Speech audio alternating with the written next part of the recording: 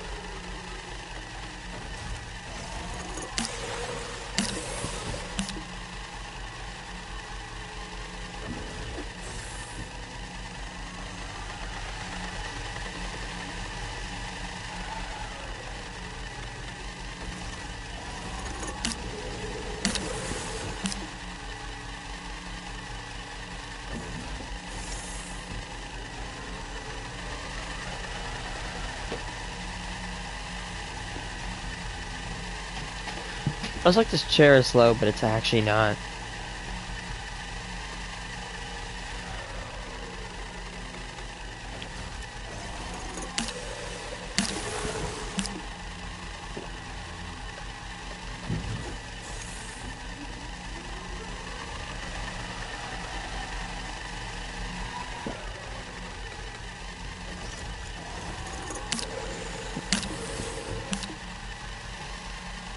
Waiting for all my soil to be removed.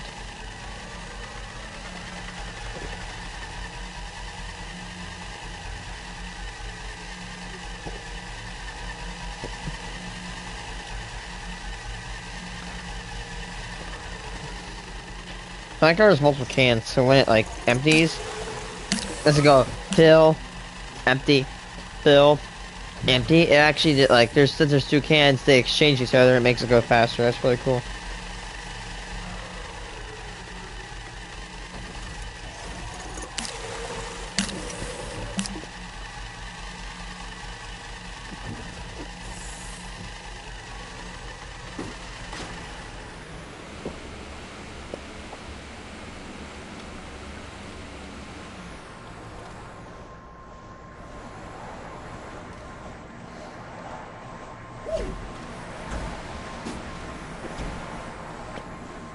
How many? I'm sorry, home.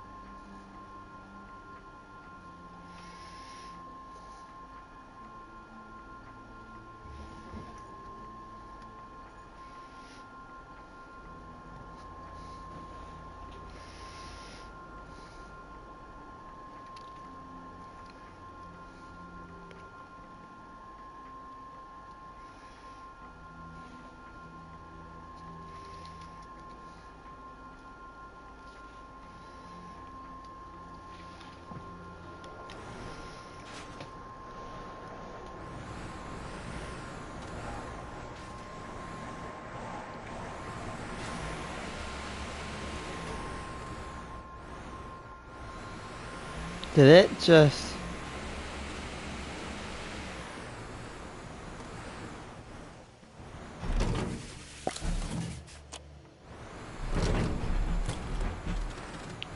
I think it's starting to hit its limit.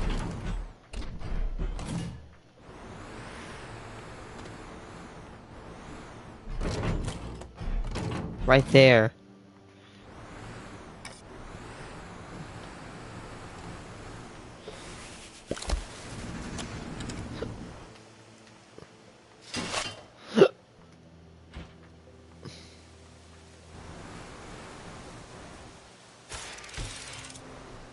Hey.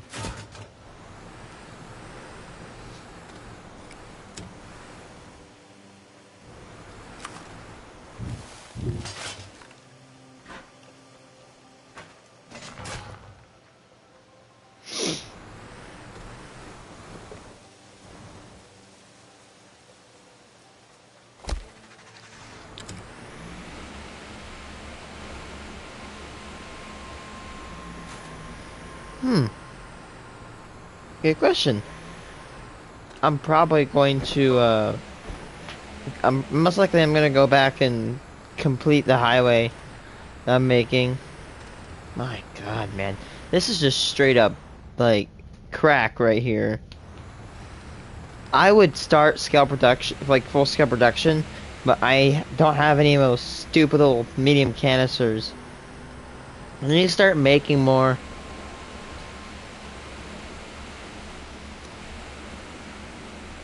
So it is taking me a little bit of time, but I'm waiting for this to complete. Let's see, we got 1, 2, 3, 4, 5, 6, 7, 8 cans, full canisters of soil, and we have to get 3 more of them down. Man, you know you're... I don't... This thing was barely even full. 17. I know it doesn't sound truthful, but seriously, 17. Oops.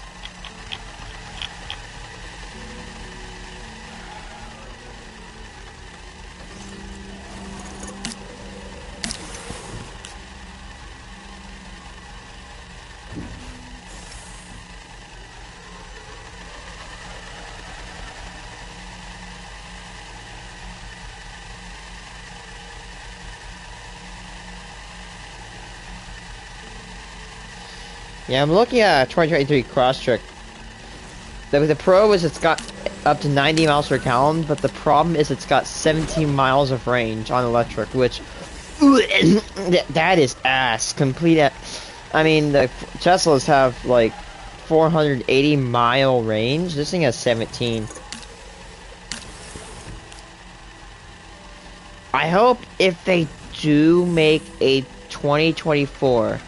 Here's what I hope. I hope they get at least 50 miles of range. I think I might be asking way too much.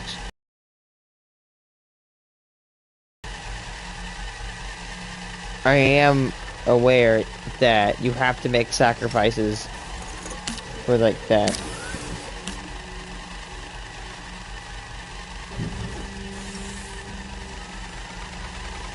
How many 4 p.m.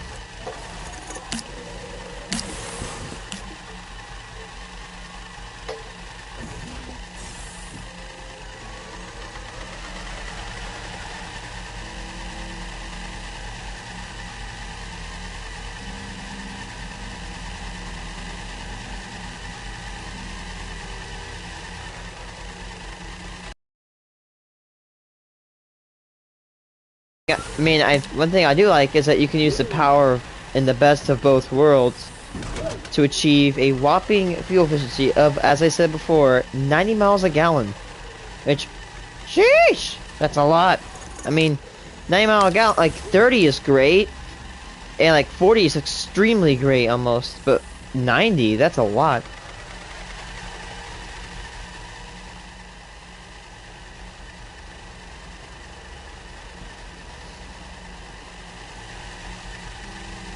Yeah, you should definitely get some sleep.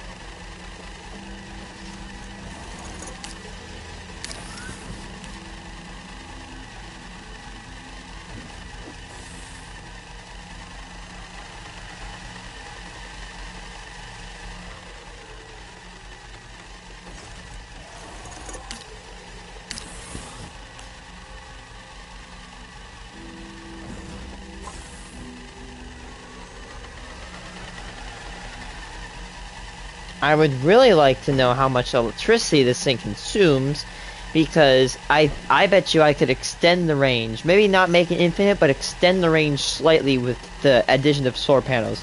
Now, solar panels will never add as much energy onto the vehicle. You will consume as much, you will consume more than you will make. But if it attacks on even like an extra mile, that'd be cool.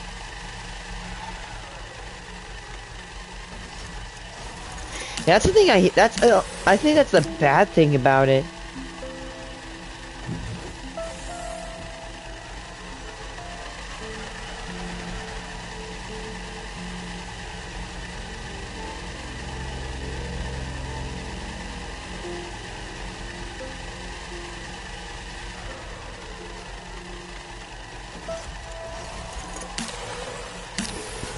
I really want like the stats on this thing.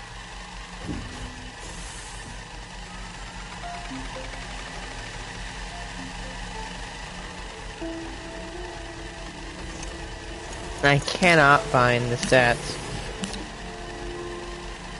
Specs.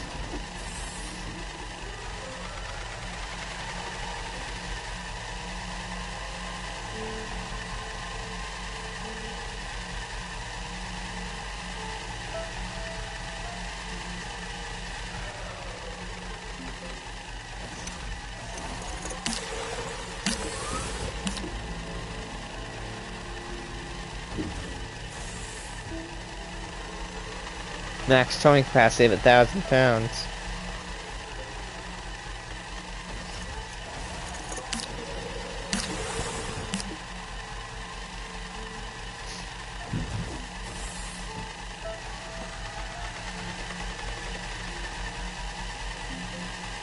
It takes 2 hours to charge its battery.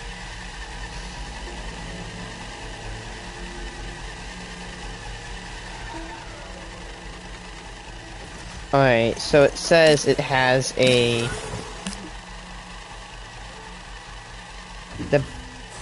Here's a question.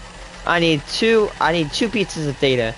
I need how much the battery is, and I need how much that is consumed when the battery is being used. So let's see, according to the to some areas. According to Subaru, it has a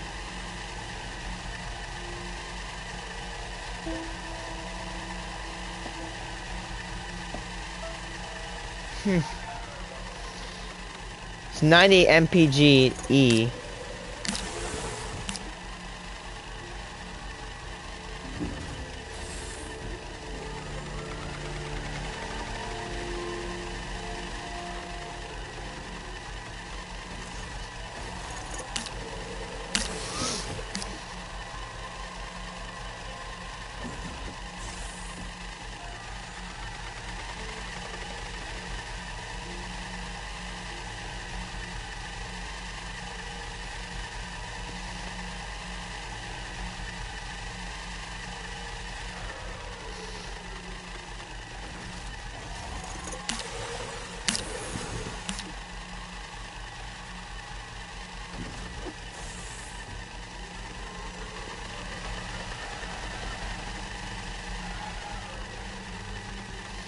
I'm almost done. I think it's this one. Yeah, yeah, it is that one. That's the last tank we got. Let's see. So the pros is high ground clearance, which I love. Spacious seating for hatchback design and comfortable ride quality. The cons are slow acceleration on the highway with base engine and less cargo space with SUV compared to compact SUV rivals, and handling is in a strong suit. Cost of drive is $121 per month, and in Illinois, yeah, $223 a month average compact SUV. I've seen it's, I think the lowest I've seen people rate it is about like 6 to 7.5, and I have seen reports of 8.5, so it's pretty up there, and it's like the 8th out of 13th best SUV hybrid for this year. The reason I really want the Subaru is not because they just look good, it's because they're extremely safe. And that's what I want. It's not only affordability, but safety.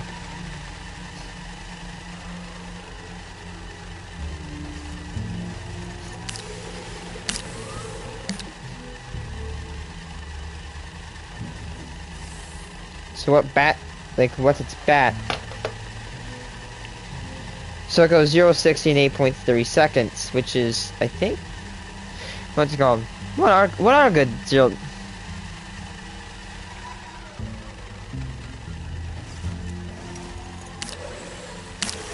Let's see.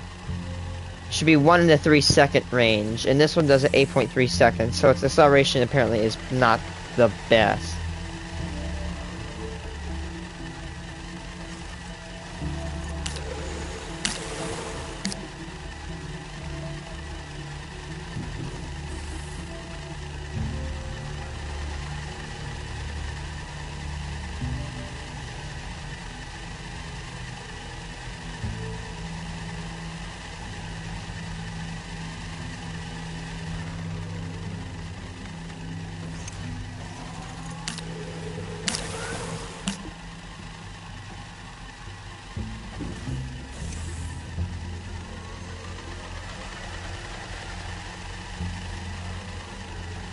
So it has 8.8 kilowatt hour battery.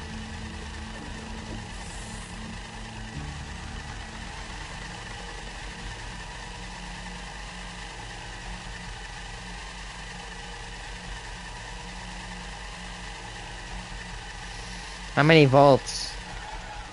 Let's go. Wait. God, I don't know. I'm probably seem like an electric noob, but like electricity, like stats are so weird. You got so many different measurements.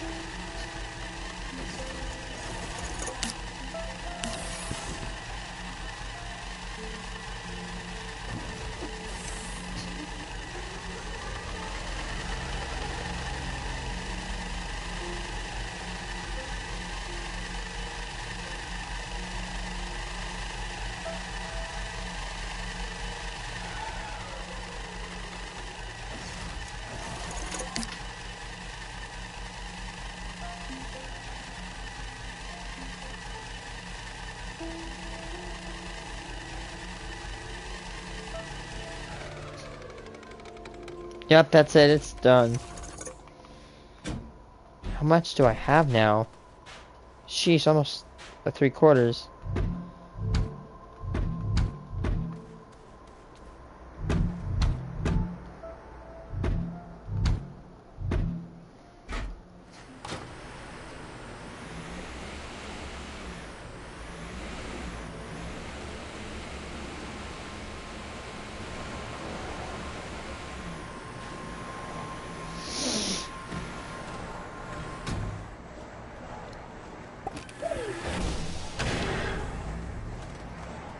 I need a refuel.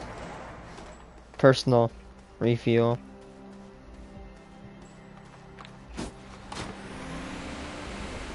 Oh, here's my fuel.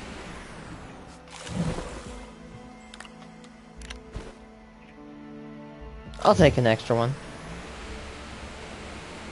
Can I have an extra one? Yeah, I can. There we go. Got one.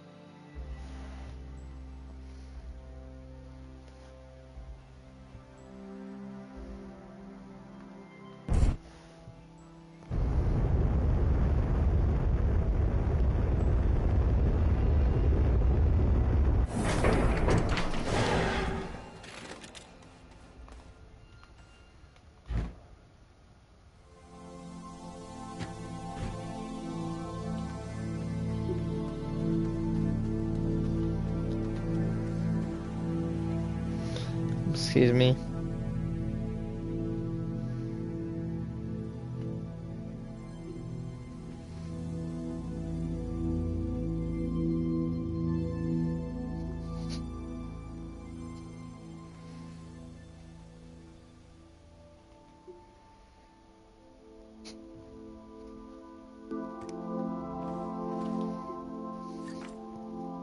Alright, what should we do? Top 10 most popular cities?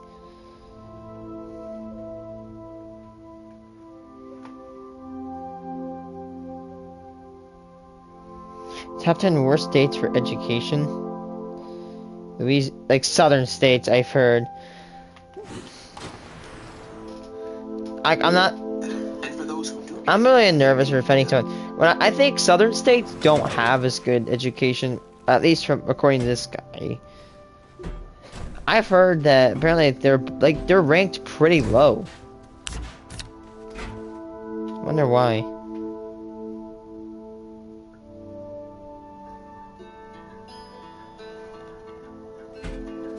What is going on, everyone? Who wants to know what state to move to if you want to better your chances of having an underachiever for a child? I know I did about 20 years ago when my kids started hitting high school age. I wanted to leave California and find a better state for education, and I needed to know which ones to avoid. My kids started off in Redondo Beach, California. Up until high school, it's a great school district. It's a nice place for your kids to grow and learn. Great schools, great teachers.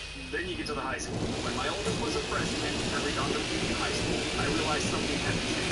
I actually left the state to move to Oregon so my kids could get a better education. Back in those days, you didn't have 1,000 websites grading schools. You had to go by word of mouth, really. That was the main thing. I'd gone to a high school about 4 blocks away in the next town over, Torrance, California, went west Torrance High. It was about 20 years earlier than my kids were hitting high school. And even back then, when I was in high school, Redondo High sucked. I thought it had gotten better over the years. I mean, you can't continually just suck forever, right? But a couple of people told me no, that it was a good Could Astroneer please add like large gas canisters? And like large, you know what I'm talking about, like soil canisters, hydrogen canisters. That's one of the things I request most right now. And if they can they please add a little bit more expensive but better,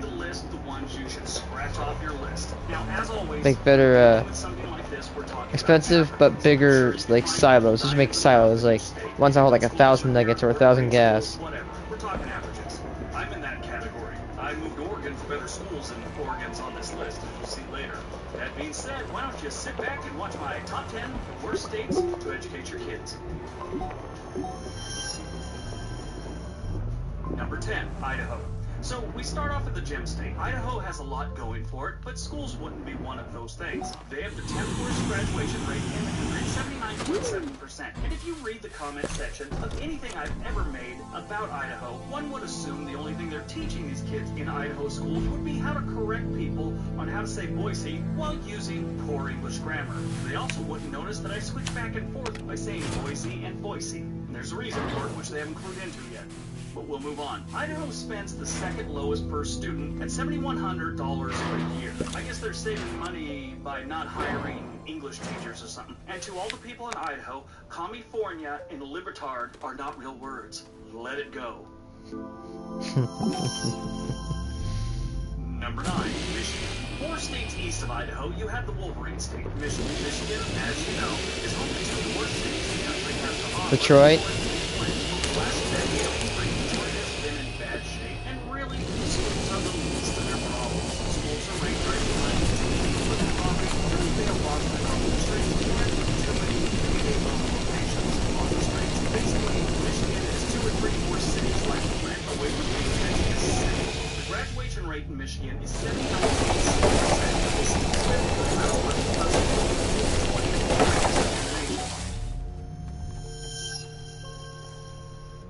Number 8, Arizona. Heading down to the southwest, you have the desert state of Arizona. And before you do, stop typing. I know it's not 100% desert. A good portion of it is. And that's what it's known for. Someone always has to explain Flagstaff to us. Okay, we get it. Flagstaff has some trees.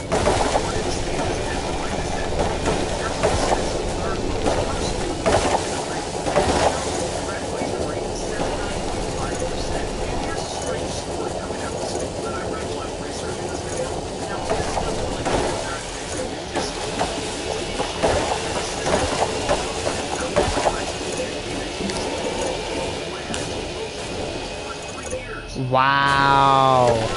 Started sending out game plans, and not just it's like Ashton Wright gets actually sending it out to out-of-state teams that were maybe coming in town to play them. Yeah, I don't understand that one at all. That like 3 weeks ago. I don't know if there's a big investigation going on with it or research, but it's just weird. What a jerk. Number 7, Georgia. Hey, look, we're talking about a southern state on the negative list, and it's not Mississippi. Number 7 is Georgia. Weird.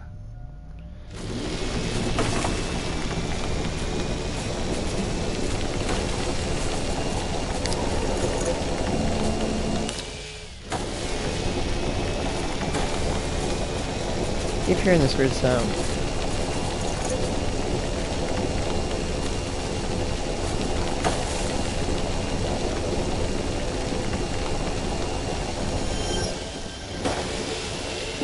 Number 7, Georgia. Hey, look, we're talking about a southern state on the negative list, and it's not. Each state is known for a lot of things, including not as many kids basketball players in high school as they'd like. Only about 79.4% of the students get that piece of paper. Oddly enough, this is only one of 2 southern states on this list. When it's a negative or worse than list, the video's filled with southern states. Not education, but you can rank qualify for the best graduation rates. Tennessee and West Virginia. West Virginia is the third highest graduation rate in the country. Now, that is like, they are the lowest state for great place for a lot of some amazing universities. Here's what they're spending on the university level. They're not really doing it, and it shows a lot. That's the difference.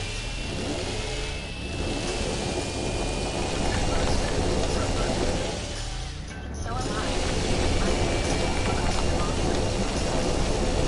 I'm asking about Prevnar 20 because there's a chance pneumococcal pneumonia could put me in the hospital.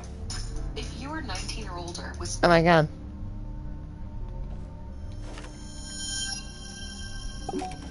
Number 6, Colorado. And on to the Centennial State, Colorado. The nickname for Colorado is the Centennial State because the Centennial is 100, and Colorado is the 38th state, 100 years, and about a one half the United States. Not a lot of people know that, and I get the feeling that not a lot of people have gone to the education system in Colorado know that. Only about 78.9% of the students graduate high school in Colorado. Put it down to the 6th worst in the country. Bravo, Colorado. They're also the 13th lowest state when it comes to per student spending. All that money they've been off of tax, bump that up in out of Colorado. 5, Louisiana. And on to the Pelican State, Louisiana, our second and final southern state on this list. There's 4.6 million living in this state, and much of them haven't graduated high school. They actually have a lot of people that have never cracked graduating grade either. Only 78.6% of the students where that religion was at their 4 years of high school. Are you A bunch of them serious? will their impairment larger years after the year they should have graduated high school. This might be why Louisiana has some cities with some crazy crime rates. One of the best things you can do to lower a city's crime rate is to keep the kids in school. Kids that stay in school when they graduate have a better outlook on the future and more opportunities. They're also less likely to put the fire on you and take your stuff. Number 4, Alaska. And now for a big jump down. We have the great state of Alaska. It is a great state, that is until you start looking at education numbers that looks more like mediocre state.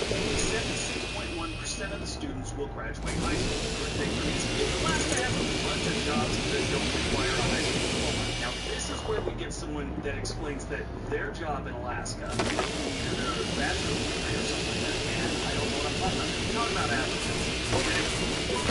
Now, here's where the last frontier gets a little strange. And yes, that is their nickname, the last frontier. Alaska is ranked as the 4th worst in graduation rates, but they spend the 4th most per pupil in the country. I think somebody's been opposed to not getting their money for it.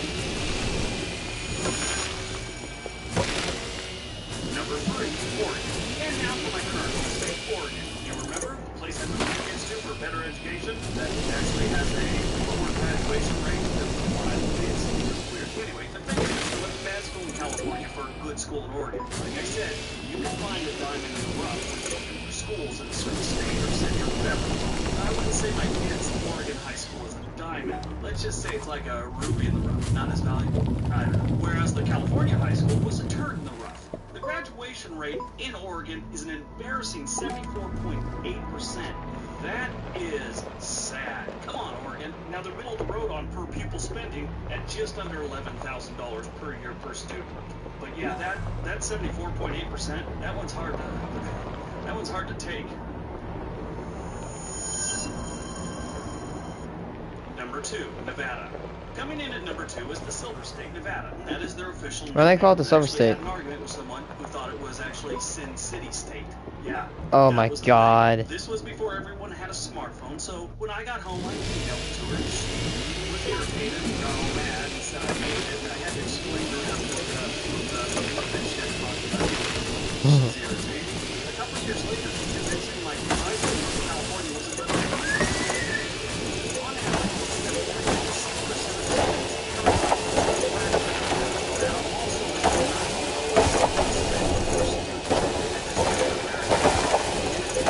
It's about to top.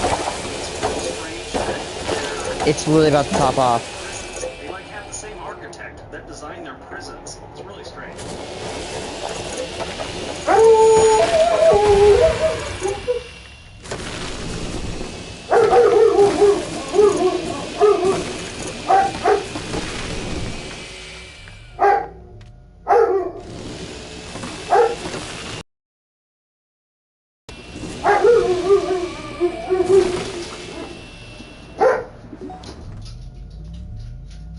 Yep, I'm about to top it off.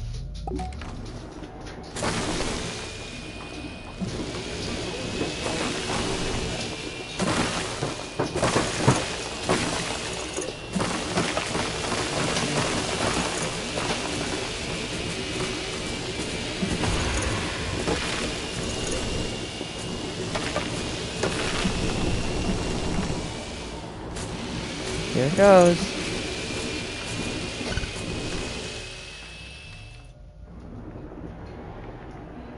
Hi. Why'd you go to town today? Oh, nice.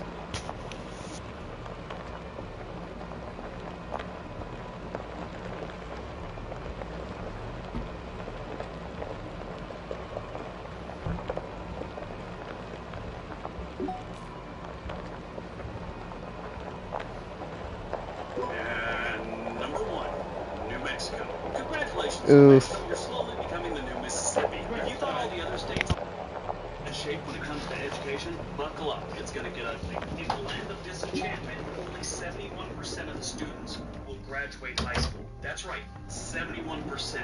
They are almost 2 entire percentage points lower than the next one on this list. It's like they're trying to not graduate kids. It's really weird. Now, they do spend almost $10K per pupil every year, so it's not like they're, starving for money or the lack of funding. They have some money for the kids, but what's going on? Now, to be honest, the state has some serious hurdles when it comes to things like poverty, but come on, man.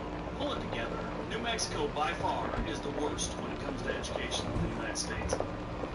Alright, so that is my top 10 worst states for education. I hope you guys enjoyed it. I hope you got some information out of it. It's kind of a bummer, this list, but, it's gotta be told. Anyway, Top 10 states with the worst drivers. New York. Maybe Illinois. I know I see there's a lot of stuff out in Illinois, but like still.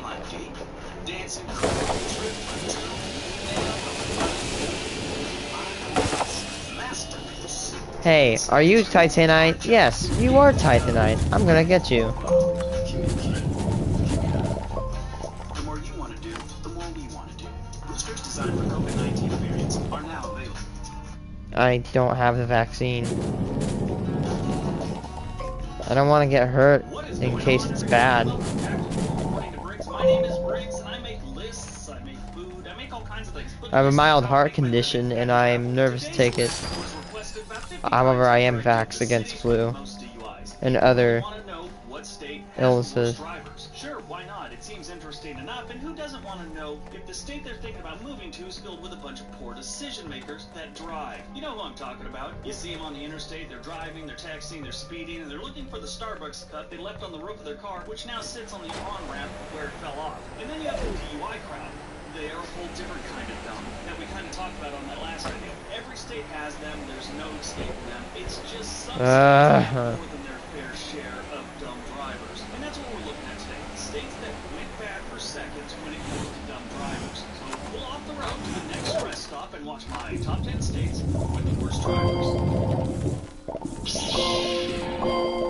Number 10, Missouri. Ah yes, Missouri. The show Misery. The only thing they've really shown anyone is that their driver's education program really hasn't been implemented by a solid portion of the general public. I'll give you one thing, they don't rank terribly for driving. They rank 24th in the nation, which is the middle of the road, obviously. Just about. They do see 4.3 for every 1,000 drivers charged with a DUI. Where it gets bad is laws that fall under the failure to obey, which are things like speeding, no license, running red lights, no seat belts, things like that. They came in 11th in the nation. That's kind of high up there. It gets better though. Last year, 5 St. Louis County police officers were arrested on suspicion of drunk driving. Since then, they've all been cleared or they pleaded to a lesser offense. Now, I get that they're only human and they make mistakes, but is that really a good example they're setting for the general public? Luckily, they weren't on duty when this happened. Could you imagine a cop pulls you over, he walks up to your window, he's got a beer in his hand, he's obviously twisted. I mean, what's the protocol there? Do you just kind of look at him and slowly drive away and hope he forgets about it? I don't know. Anyway,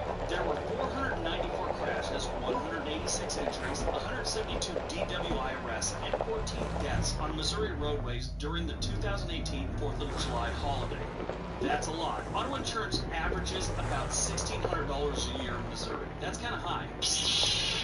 Number 9. Number 9, Texas. Texas has consistently ranked in the top 5 for the worst drivers in the nation since 2011. In 2016, Texas earned the ranking of number 1 for having the worst drivers of the nation. Drivers in the Lone Star State have actually made improvements to get themselves to the number 9 spot on the worst driver list. Almost off the top 10. You're doing great. They did okay when it comes to failure to obey. They came in 29th, which isn't terrible. But the careless driving type things like texting while driving, hitting parked cars while sober, looking at your ant farm while you're in traffic, well, they came in as the 4th worst in the nation. Now, recently in the news, lifelong Texan Albert Bigler, 95 years old, hasn't been able to drive legally since July, and he's not sure when he'll be able to do so again. To renew your license in Texas, the Texas Department of Public Safety requires Bigler to provide a birth certificate or a U.S. passport. He has neither. Bigler can't get it either because he doesn't remember where he was born. He was born somewhere west of Fort Worth, but because his delivery on July 18, 1924 occurs in a house, birth records exist. Maybe it's a good thing he's not on the road. Now, work zones are extremely dangerous in Texas. There were 27,000 car accidents in Texas work zones, resulting in 813 injuries and 199 deaths in 2017. That's a lot. The average price for auto insurance for a complete year in Texas is almost $1,700 a year. Number 8, Tennessee. Tennessee earned the 8th spot for the worst drivers in the United States. Only 80% of the volunteer state drivers are insured. That's the 5th lowest rate in the country. In case you didn't know, it is required by law to have vehicle insurance in the volunteer state, just like every other state. Their average insurance cost is about $1,700 a year. The state also sees 3.63 DUIs per every 1,000 drivers. It is also the 9th highest state for Googling driving-related tickets. That's according to Google Trends. It also leads the country in searches for what is the clap. I'm not even kidding. It doesn't stop with automobiles in Tennessee. This gentleman got his horse involved. Hamilton County Sheriff deputies arrested John Arnold in Tennessee after receiving several reports on the night of September 5th that an intoxicated person was on a horse. That's according to the local Fox affiliate. And guess That what? is He so was awesome. intoxicated, and he was on a horse. Luckily, he had his clothes on. Number 7, Alaska. Alaska isn't a great place for drivers. This state has 5.8 DUI incidents per 1,000 drivers every single year. That's the 5th most in the country, and there's about 1.6 fatalities per every 100 million vehicle miles driven in Alaska. the fourth highest rate in the country. On the other side of the coin, the state has the third lowest rate for searches for traffic-related tickets. So that's good news. They're not too concerned about their bad driving. Icy roads and moose come into play far too often in the state. People actually sign up for moose roadkill meat every single year. I'm not kidding about that. They actually put you on a list, and when they, get a moose, gets hit, gets killed, they actually, harvest it or whatever they call it. Oh my god. They call people on the list to come pick up their moose meat. They won't give it to the person that actually hit the moose in fear that it would encourage people to buy junker cars and try and hit them on the highway. So they can moose meat. 84.3% of the drivers in Alaska, which is also known as the last frontier, are insured. Alaska has jumped up on the bad driver stats since 2015. The Alaska Department of Transportation partly blames the $60 million in budget cuts for the increased traffic deaths, which greatly decreased the manpower for road work and snow removal across the state. So it's pretty bad. Number 6, Arizona. Arizona is next on our list of driver's shame. And that's because Arizona has an insurance rate of 82%. That means 82 people out of every 100 have car insurance. That's not good. Arizona also has 4.8 DUI incidents per every 1,000 drivers and 1.6 people get killed per year for every 100 miles driven. That's not good at all. In terms of searching for driving-related tickets, Arizona ranks 14th highest. Arizona leads the country in vehicles that should not be on the highway. They impound more non-roadworthy vehicles per capita than any other state. I guess when you're retired and on a fixed income, you don't want to be shelling out money for tires on your 1989 Chrysler LeBaron. Probably you don't look at it as a good investment. Here's some good news. They average $1,300 a year in car insurance, which is kind of low compared to the other ones on this list so far. Number 5, Nevada. Nevada is the next state filled to the brim with bonehead drivers. Insured drivers make up only 86% of all the drivers in the state, which is a higher percentage than 28 other states. Nevada, as you can imagine, kind of knocks it out of the park when it comes to DUIs. There's about 5 DUI arrests per 1,000 drivers every single year, the 13th most in the country. That's sort of a no-brainer. You probably saw that one coming. Most of the population and tourists are in Vegas, and people are heading to Sin City for Bible study. Am I right or am I right? I'm right. Nevada also has the highest rate of searches for traffic-related tickets according to Google Trends. They also lead the country in searches for tattoo removals and where can I get the world's largest margarita. Number 4. Buckle up. This next Oh boy, crackheads. Not saying that all people in Florida are crackheads, I'm just saying there are crackheads in Florida. That means more than a quarter of the residents have decided to ignore the law because they're either broke or just dumb. The DUI rate is the 8th lowest in the country with 2.17 incidents per 1,000 drivers, so that's good. Florida has the 11th highest rate of searches for traffic-related tickets, which isn't good. I mean, if you're looking for that, that means you got some problems. They also lead the country in searches for what insurance company does that lizard work for, which is Geico. I thought that was interesting. Florida has 1.5 highway fatalities for every 100 million miles driven every single year. It's not a good number. The average car insurance rate in Florida is about $1,800 a year, about 30% higher than the U.S. average. Maybe that's why they're not paying their auto insurance. It's too damn high. Number 3, California. California comes in next. The Golden State has the 6th highest rate of searches for speeding and traffic tickets. They also lead the country in searches for is Starbucks open on Christmas? Will Canada let me move there? And how to spot a narcissist. I'm not even kidding. Seeing that I just said the word California, we'll pause here for those of you that need to make that comment about the liberal cesspool and crap with hypodermic needles on the streets comment. We get them every time California is mentioned. So we'll watch this video while you type away.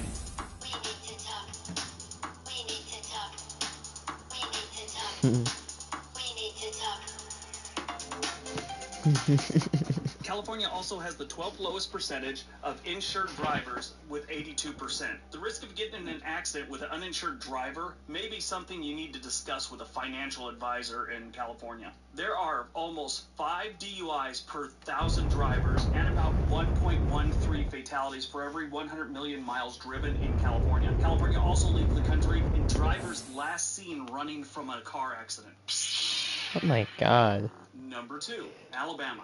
Another southern state. Alabama. Alabama. In case Alabama. Tennessee is a southern state.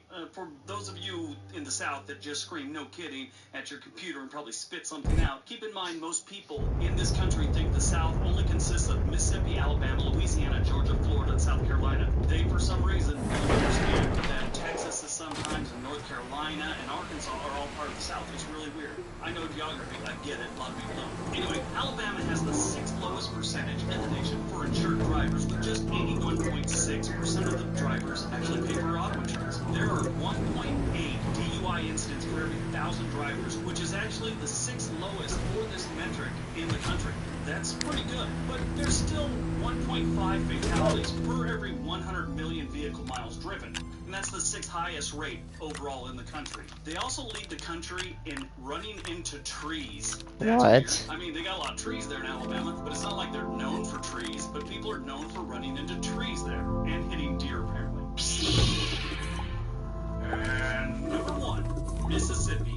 And I don't know how many times Mississippi takes its rightful position as the king of suck with the worst drivers in the country. Just 76.3% of the drivers in the Magnolia State are insured. That's the 2nd lowest rate in the country. Mississippi has the 6th highest search volume in the country for driving-related ticket issues per Google Trends. And also, they lead the country in searches for what if my second cousin looks hot in a sundress. As far as fatalities go, Mississippi has 1.69 people die per every 100 million miles driven. That might be a good enough reason to buy a life insurance policy to cover your mortgage so your family doesn't lose the house you just bought when you move to the Magnolia State. On the bright side, there are 3.72 DUI incidents per 1,000 drivers. That's the 21st fewest in the nation. That one's not bad. The other things are pretty bad there. They also are pretty high on non-roadworthy vehicles also. They came in 3rd. Alright, so that's my top 10 worst driving states in the country. Hope you guys enjoyed it. Hope you got some information out of it. This one was requested by a lot of people, so I thought I'd put it up there. But yeah, Certain cities that could be lost to rising sea levels: New Orleans, San Francisco, New York, Mobile, I think. What is going on, everyone? Can you swim? Well, if you live in any of the cities on this list, you might want to think about moving, buying a houseboat, or at least some water wings, because the city you live in may be flooded in some areas in the next 30 years on a regular basis. And in the next 80 years, some of these cities could actually be 8 feet underwater and uninhabitable. Climate change and rising sea levels are no longer in doubt. It's math. It's happening. What is up for debate is whether or not humans are causing it, and if they are, how much are they contributing to the climate change? I don't know. So I'm not a much. scientist. All I have, like most of us, is an opinion on the matter. The facts are, if sea levels continue to rise at their current rate, a bunch of coastal cities within the next 30 years, with more than 300,000 homes worth a combined $117 billion, are likely to be at risk of chronic tidal flooding. Now that's according to the UCS analysis and projections. If you have any doubts, please look up Tangiers Island in the Chesapeake Bay. It's part of Virginia. That is what these cities have to look forward to. It's happening right now on Tangiers Island. That being said, let's take a look at some of the cities that may be the next Atlantis. My top 10 U.S. cities to rise in sea levels. Number 10, Secaucus, New Jersey. Besides sounding like the name of the Secaucus, it is stuck somewhere between the Hudson River and the Hackensack River, right next to the city. You can also see MetLife Stadium in Secaucus, and then MetLife Stadium in Jimmy Hoffa. Such as that is flooding is not uncommon in the area already. It can only get worse for Secaucus. In the next 30 years, it is estimated that around 1,000 residents, or about 19% of the population, will Jersey, so really it's lost to think about it. Number 9, St. Helena Island, South Carolina. St. Helena Island is a small island with 63 Miami. It sits midway between Charleston, South Carolina, and Savannah, Georgia. With just under 6,000 residents as of the 2010 census, and its population has significantly changed as the years go on because sea levels are rising around the island at a rapid rate. By 2030, it is estimated that 3,500 people will be destroyed or severely affected by flooding here. These islanders got to practice running flooding in 2017 with Hurricane Irma. Rising sea levels would be devastating to this small community and approximately close to 700 individuals. It isn't going to take much sea level change to destroy the landscape of South Carolina's coast. For the most part, this is only flat sea level land.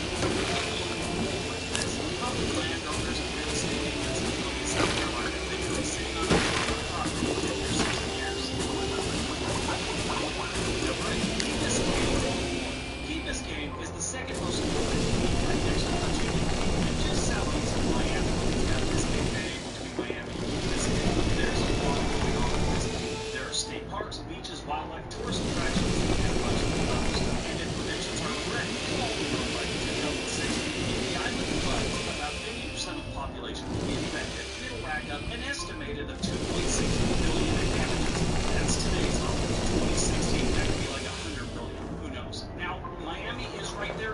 suffer the same fate, but it won't. It is a major city, and I'm sure, if possible, things like seawalls will be built, and it'll be all okay. We hope. Could you imagine if Miami was washed away? We wouldn't be able to see the Dolphins suck during football season every year. This key has some history that would get washed away. President Richard Nixon purchased the first of his waterfront compound known as the Florida White House back in the day. Plans for the Democratic headquarters were discussed and pretty much planned at the Key Biscayne Nixon compound. Dated as the Watergate scandal. Nixon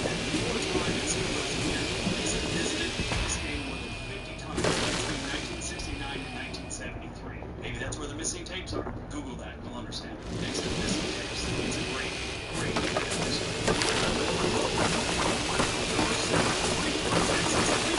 all states I've never heard about before.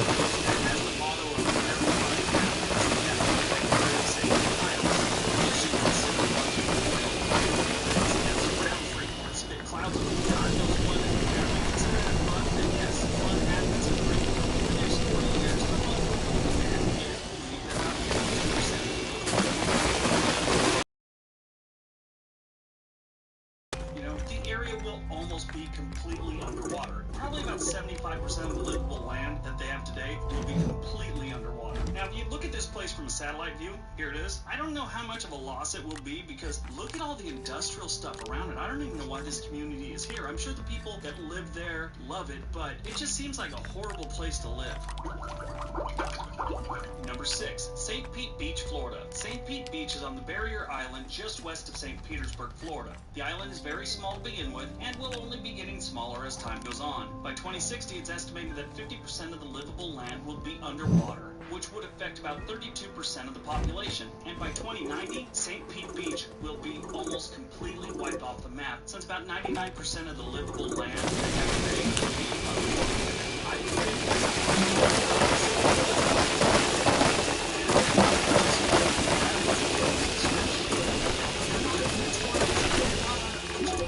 Stop making these mothers cover their kids' eyes. It's gross. Put a towel on, Chester.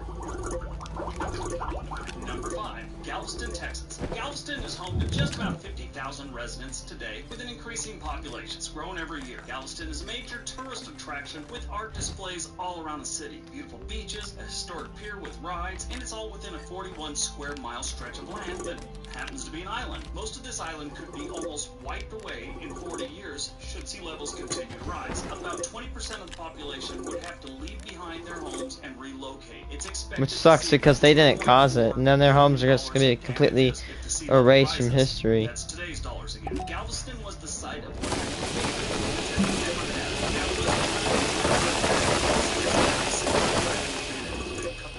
but it was really nice when I was there. It'd be sad to see it go. There's so much biomass in here. If he's dead. Yep, he's dead.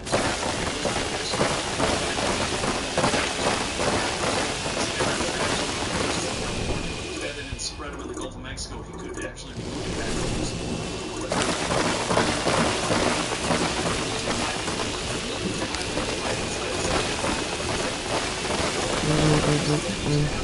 not far from Wilmington Island, and they actually named after my cousin's ex-wife. Some of my army buddies and I would hit happy hour at the Sea Hag pub a few times a month. It was a good time. I think it's been gone for some time now. Anyway, there are currently 15,000 residents living on Wilmington Island that will be screwed when the tide starts to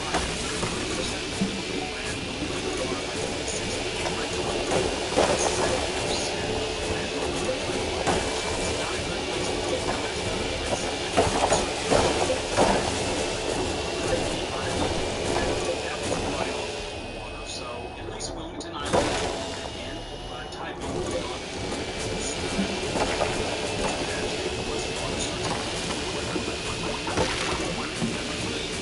South Carolina.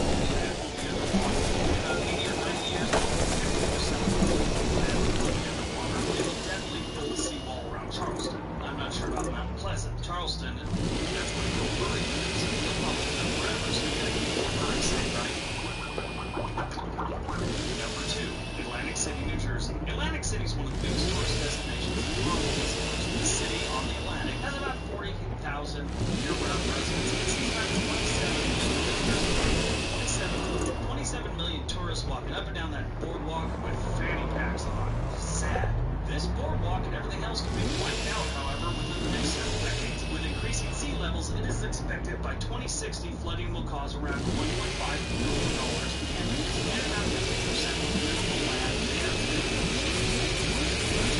By 2095, 93% of the land in Atlantic City will be completely underwater. Just the tips of buildings with far too many neon lights, and in the floodwaters, casino chips with funnel cakes float around the surface. It'll be a sad sight.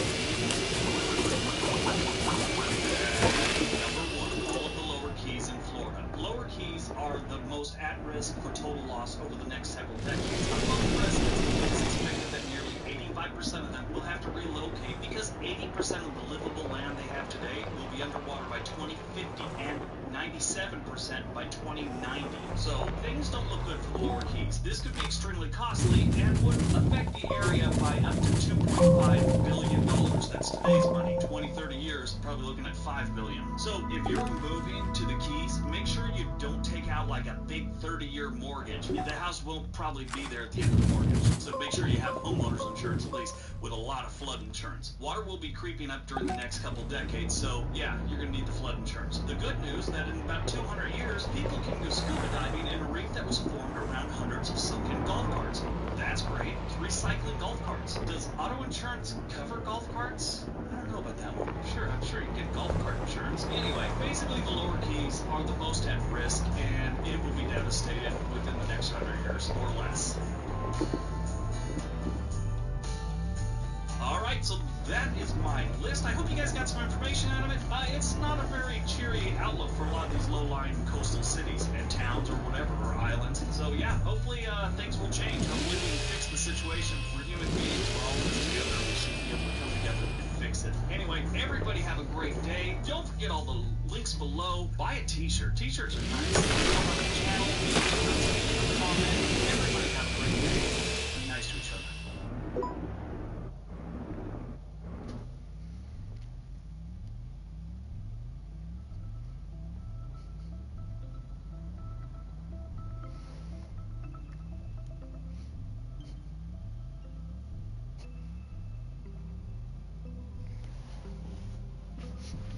Ten countries people hate to visit. North Korea.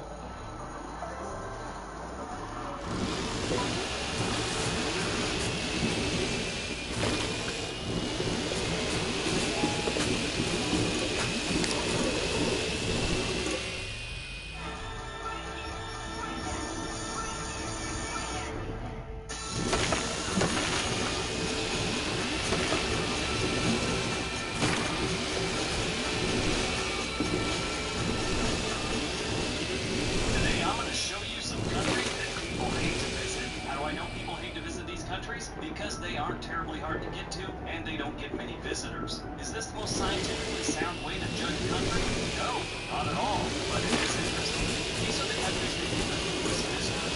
Now, before we get going, we did skip a bunch of small island nations because they're so hard to get to, nobody visits them. And that's pretty much the only reason. People don't hate the place, they just hate to travel. If an itinerary consists of 3 planes, 11 hours of layovers, 4 boat rides, and a taxi driver that rakes up weed and goat milk, you can expect to get low foot traffic. A couple others like Afghanistan don't really have data on tourism or visitors, so they won't get the video either, so it's pretty much guessing.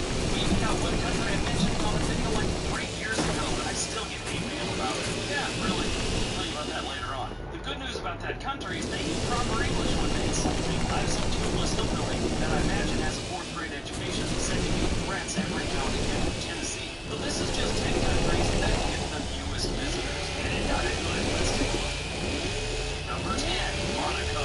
Located on the French Riviera, you have Monaco. Monaco is the 2nd smallest country in Europe. And what's smaller is that its city. Monaco is known for a few things. One, the super wealthy like to go there. They have a really cool race every year. And for some reason, Japan always ends up with a casino there. If you visit here, you probably think that it has a lot more visitors than they actually do. Because the place is so small, everything's right on top of each other. You end up right on top of each other. And not always in a good way. The average Joe doesn't vacation in Monaco. This is a place for the rich and famous. Most of the shoreline of this country is filled with harbors that have multi-million-dollar yachts. So big you can play hide and seek with like 7 people on them. Now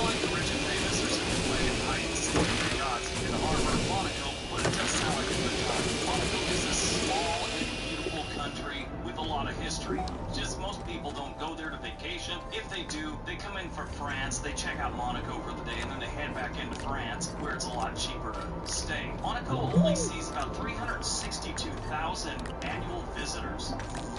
Number 9, Brunei. Brunei is a tiny nation on the island of Borneo, surrounded by Malaysia and the South China Sea. This place is run by a sultan, who's like a king. Every time I hear the word sultan, I think of genies and Sinbad the Sailor and all that stuff in Disney movies. But yeah, this guy is the Sultan of Brunei. This is a very wealthy country thanks to its oil reserves, which most people estimate that they'll run out in a couple decades. If you saw this country on paper, it looks really good. It's got amazing wildlife, wonderful nature, outstanding architecture, some pretty good history, and still, people really don't visit as much as they probably should. I wonder why. What could be the reason that would stop people from visiting the rainforest they have here? Are you afraid of crocodiles, monkeys that they got there? Or is it the fact that they've got a world record for human rights violations, which includes the stoning of homosexuals and adultery? You can also get stoned to death for blasphemy here. They have literally gone medieval. Brunei sees about 323,000 annual visitors. Now, put that in perspective. Singapore, which isn't terribly far away, it's not nearly as beautiful, probably has more things to do, but they see almost 20 million visitors annually.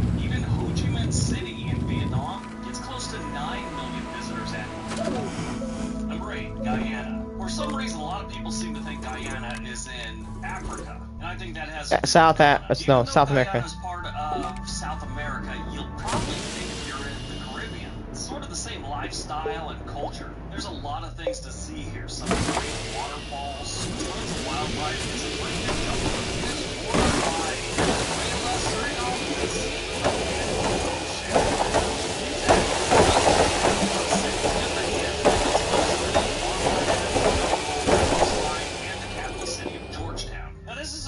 Country, but the biggest problem is Hi. they've got some things going on that are keeping people away. And honestly, I think a lot of their problems are more than instability.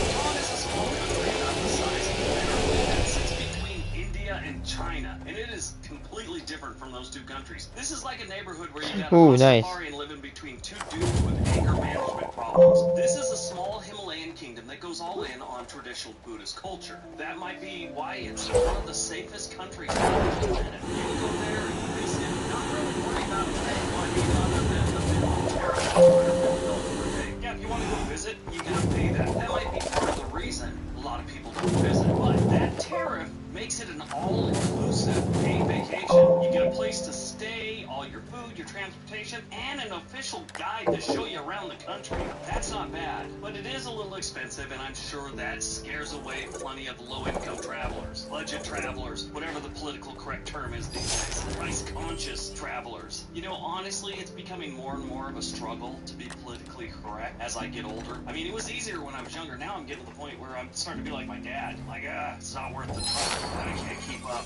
Bhutan sees about 316,000 annual visitors. Now, they do say only about 75,000 are international, the rest being regional visitors. Regardless, you gotta get a tour guide. Kind of like North Korea. Same thing, it's just a little more pleasant. They have a neat philosophy there. You know, most countries judge how they're doing by gross domestic product. They actually have a thing they call gross national happiness. And what's happy at the time?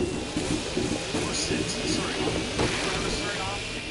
It's from South America, yep. Less than 10% of the people surveyed around the world said that they had any clue where Suriname was. Actually, a lot of people thought it was a fake country. If you're not one of those 10%, it is east of Guyana, which we just talked about, and it has Brazil on its southern border. This is the country I said I've been getting a lot of grief about over the last few years. I did a video, and I said it's not a really great place for Americans to relocate to. And there was a lot of reasons for it. The people of Suriname didn't agree with any of my reasons. I will give them one thing. These people love their country. They don't like it when you talk bad about it. Like I said, this place isn't considered to be a great place for Americans to relocate to, but visiting, that's a different story. It is an interesting and beautiful country. Very passionate people, like I said. It is one of South America's smallest nations. It has a ton of rivers, endless temples, and colonial Dutch history. It's not the love. There is plenty to see and do in Suriname. I don't know why more people don't visit. They only see about 267,000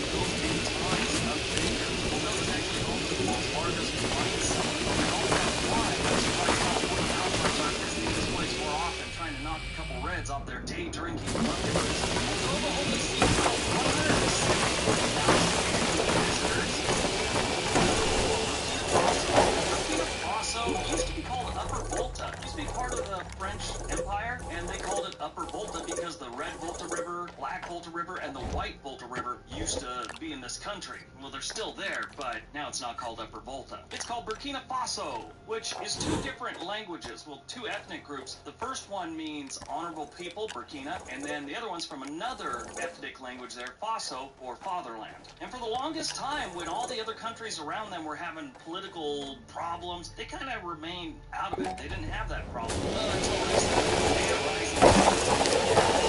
My advice for this one is Wow. they only see about 143,000 annual visitors. Dude, you see like those little tubes that poke out? I feel like every time I go to an area with those tubes, I get a lot of biomass. Great. Look how much keeps shooting back here.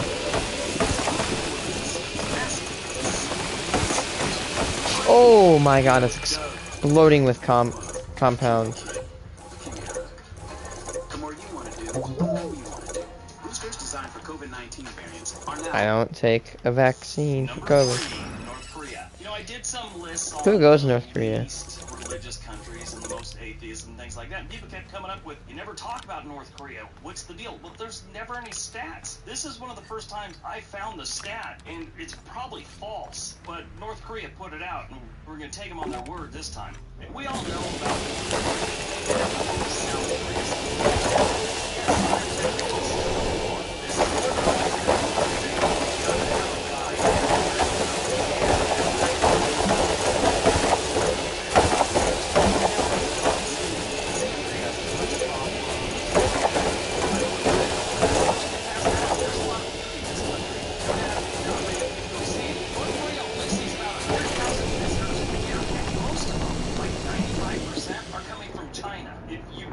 let's say go visit their people, like they don't absolutely get that, and they won't let you film, or probably won't even let you see any of the countryside poverty they have. You think Mississippi is bad, the country? You should take a look at North Korea. Number 2, Liechtenstein. Liechtenstein is Europe's least visited country. It's really small. Yeah, it's a very cute little baby country. About 37,000 residents. What's strange is the amount of visitors they get. Oh my god, it's almost full. Population. This is a beautiful country. They have like old castles and stuff that are postcard material. This part of Europe over there. Switzerland, Austria, Germany, even Italy. Really not too far from Europe. I talked about this place also when I was talking about places that are great too. They make it next to impossible. Liechtenstein. Liechtenstein only sees about 96,000 annual visitors. They've grown in popularity, but still it's pretty low. Alright, before we get to number 1, I gotta throw this out here. Make sure you like, leave a comment at the end of the video. There's some suggested videos of mine. Really appreciate it if you watch some of those. That's a big metric for YouTube right here. Alright, number 1, Sierra Leone. Sierra Leone has a pretty sketchy past, but they're kind of doing okay these days. When I say kind of doing okay, compared to how they used to be when they had a really ugly civil war. Sierra Leone is a West African country just north of Liberia. Side note, I convinced a guy one time that Liberia was where all the liberals came from. This is before the internet. I would have loved to see him bring that up in a conversation. Anyway, moving on. Sierra Leone is known for 3 things: blood diamonds, Ebola, and being one of 3 countries founded by slaves. True. It is also known for the white sand beaches that surround the Freetown Peninsula. That is where you'll find this nation's capital of Freetown. It also has the Peninsula. It has the longest uninterrupted beach in the country and one of the longest stretches in the world uninhabited. There's like nobody lives here. Sierra Leone is kind of a stable country now politically and very full of freedom since 2016, so that's good news. People still don't visit. Sierra Leone sees 57,000 visitors per year. I did see one guy talk about how this is Sierra Leone, fly into Freetown. Make sure you fly in. Don't go to like Guinea or Liberia, all set across the border, because the rules are very rough and they'll use it for all kinds of different schemes. Alright, that's today's video. Hope you guys enjoyed it. Hope you got some good news out of it. Have a great day. You guys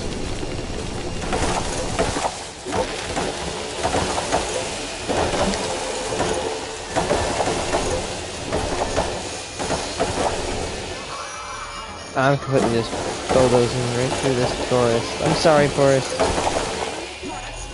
The Lorax hated that. There's a point at the end of a project when you realize, but what in the world do I want in here? HomeDepot.com. DIY also means decorating yourself. Get your home made with furniture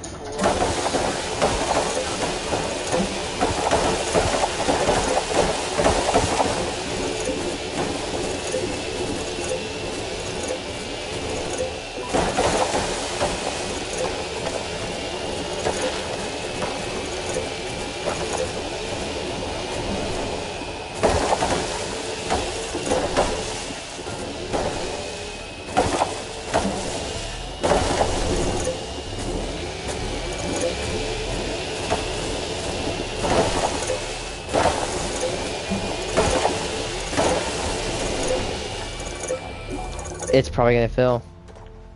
It's going to fill. Actually, that. This graphite. That's awesome, actually. Oh, no, no, no, no.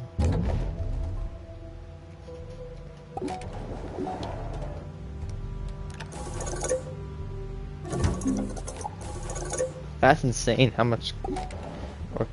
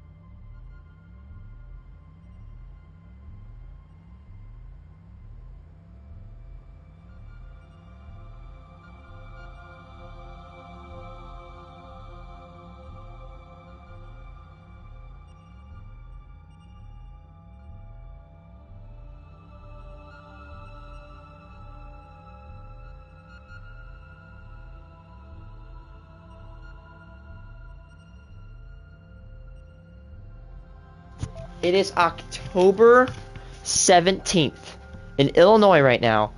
It's snowing. It's freaking... You can't see it as good. It is snowing outside. How?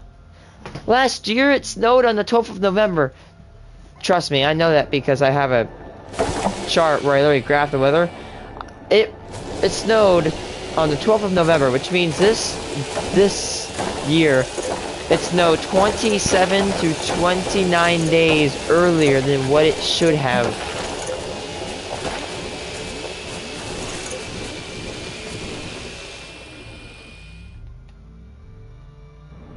So yeah, climate's kind of effed up, my guy.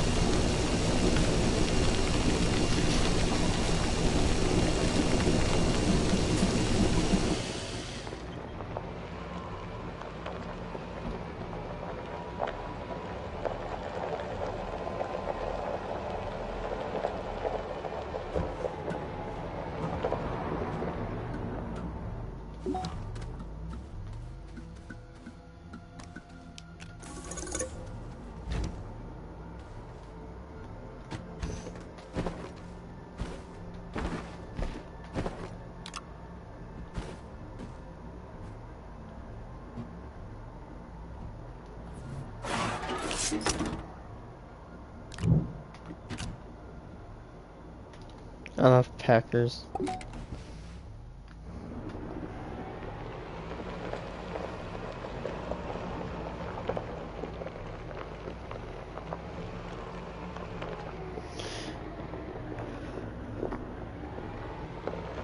In states with no income tax? Not Illinois, ha ha ha.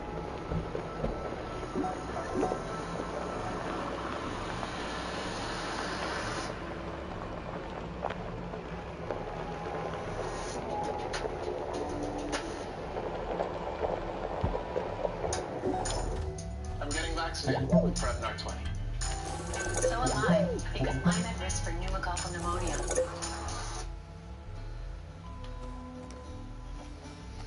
What is going on, everyone? Welcome back to the world according to Briggs.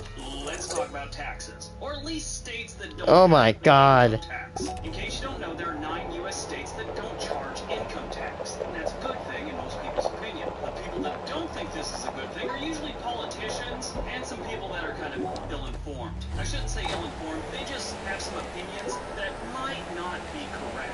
I'll explain. There are a lot of myths about this tax or lack of tax. The first one is these are all the poorest states. Not always. 4 of the top 10 states with the strongest economic outlook do not charge an income tax. The second myth is they don't have any money to put into things the state needs, like schools, police, infrastructure. Not always, but 2 states on this list put the least amount per capita into schools, and 1 has an infrastructure grade of F, and they're one of the states that put the least per capita into infrastructure. The third myth is that they'll just get you other places. They'll have higher taxes here, there, and just make up for the lack of income tax. Sometimes that's true, but not always. What I learned while researching this and actually talking to a tax man, no state income tax really helps lower, middle class, and blue-collar workers the most. But if you are thinking about moving to one of these states to lower your tax bill, definitely talk to a tax professional before you do. Make sure you aren't getting screwed someplace else. Alright, let's take a look at the states.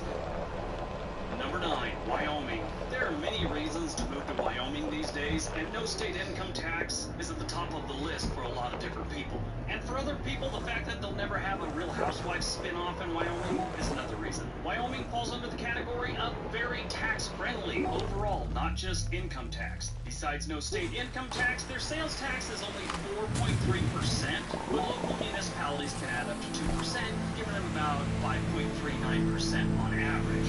Grocery groceries are exempt, and so is prescription drugs. When it comes to property tax, I'm not going to get into all the ins and outs. I'll just tell you that they are tied for the 10th lowest in the nation. There is no inheritance or estate tax in Wyoming. Bravo, Wyoming. Now if you just do something with your infrastructure, you'll be doing really good. Number 8, Washington State. I often think about moving to Washington State just because of the break on the income tax. I had my tax guy look at it and he said overall, I'll save a little money. Not really enough to actually go through the effort of moving over there. But that's my situation. Yours would be totally different, especially if you're working for a company and you don't own a company and things like that. That's why I say talk to a tax professional. But Washington still has a lot of good things going on here when it comes to taxes in general. Now, before I get into this one, I will tell you right now that they have some new taxes on investments and different things that are supposed to go into effect in 2022, but right now there are some court cases going on, so that's up in the air. That out of the way, let's talk about what's going on right now. They do have a sales tax of 6.5 at the state level, and municipalities can add up to 4%, which the average is about 9.2 statewide. Groceries are exempt, as are prescription drugs. The property tax is about average for the rest of the U.S. states. They do have some inheritance tax for things over like $2 million, and there's some other things about business inheritance tax, things like that. Washington is still considered tax-friendly, but if some of these laws go through, it might be a little less tax-friendly. Number 7. Texas. You know, it's a good thing Texas doesn't have really high taxes, because Texas taxes, everyone would have 20 different lame jokes about Texas and taxes. So they're doing good to at least avoid that nightmare. They don't have a state income tax, which is good, but they have some sales tax issues. The national average for sales tax is 6.35%. Texas at the state level is 6.25%, but local municipalities can add up to 2% on there. This gives the state average 8.19% of sales tax. That's well above the national average. Groceries, though, and prescription drugs are exempt like so many other states. Texas property tax is tied for 7th in the nation, and there's no inheritance or estate tax in Texas. Number 6, Tennessee.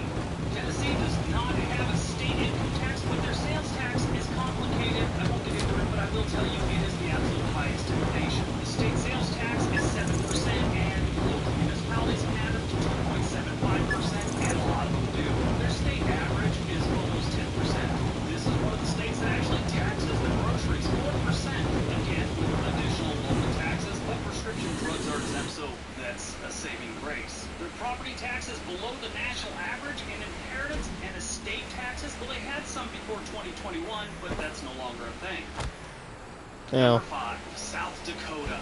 The Mount Rushmore state doesn't charge a state income tax, and it shows when you look at their per pupil spending in this state. They actually spend half what each of the top 5 states do per student. South Dakota does have a sales tax of 4.5%, and the local municipalities can add their own 4.5% on top of that, which gives them an average of about 6.4% sales tax in the state of South Dakota. Their groceries are also taxed at that full rate of 6.4 on average. Their prescription drugs are exempt. If you want to move to South Dakota and buy some land, keep in mind the median property tax rate in this great state is well above the national average, but they don't have any form of inheritance or estate tax in South Dakota. I don't know what it is with South Dakota, but every time I bring them up in any video, I get a bunch of comments about how hot their governor is. She's an attractive lady, but I'm sure she's a lot more than just good looks. She's the governor of the frickin' state. Let it go. I don't know what that's all about every single time. There's a bunch of lonely dudes out there hoping that after she's done being the governor will start like an OnlyFans account or something weird out there. Number 4, New Hampshire. New Hampshire is one of the greatest states when it comes to taxes for the average Joe. I mean, blue collar, middle class, lower class, this is the place to live. Income tax, they have no sales tax. Their property tax is kind of high, so if you're a renter, that's great. They have no inheritance tax, no estate tax. They do have taxes on dividends and investments and things like that, but as far as your paycheck, they leave that alone. Go to buy something, they leave that alone too. Buy a house, they're going to stick it to you. Number 3, Nevada. Nevada's economy is overwhelmingly based on tourism, especially the gambling and resort industries that are all centered around Las Vegas and Reno too a little bit. Gambling taxes are the primary source of state revenue in Nevada, so they don't need the locals to be forking over any of their income. They do have a state sales tax of 6.85%, and local municipalities can add 1.5% 8.53% onto that, giving them an average combined rate of 8.23%. So that's where they stick it to you in Nevada. And really, that's about it. I mean, their groceries are exempt, so are their prescription drugs. Property taxes are one of the lowest in the nation, and there's no inheritance or estate tax in Nevada. Overall, it's a solid choice if you're looking to not pay much taxes. Number 2, Florida. There are a lot of reasons people move or retire to Florida. Sunshine, low taxes, and the need to see dudes rocking a mullet 30 years after they went out of style. A lot of that goes on in Florida, especially the central and northern part of the state. Big trucks and mullets, always a smart choice. Overall, Florida is one of the best states when it comes to taxes, obviously, because they're on this list. They have no state income tax. Now, they do have a sales tax of 6%, and local municipalities can add their own 2% on, making their combined average for the state 7.01%. Groceries exempt, prescription drugs exempt, property tax is about even with the national average, and there's no inheritance or estate tax. Bravo, Florida. All right, before we get to number 1, don't forget we have another channel called On This Day. There's a link down below. Go over there, check it out, subscribe, like, all that good stuff, just like we should do with this channel. All right, on to number 1. And number 1, Alaska? Alaska is definitely the most tax-friendly state we have. No state income tax, obviously. Alaska is one of only 5 states that has no sales or state income tax. But local municipalities can add their own sales tax up to 7.5%. The statewide average is only 1.76%, so it's not terrible. Alaska's property tax is about average, and there's no inheritance or estate tax in Alaska. But no state income tax is one thing, but Alaska actually pays you to live there. Yeah, it's not that much. We've talked about it before, but people get anywhere from, I've seen years where it was as low as 600 on up to like 1,500. Somewhere around $1,000 is what it normally is each year. All right, everyone. Have a great day. Be nice to each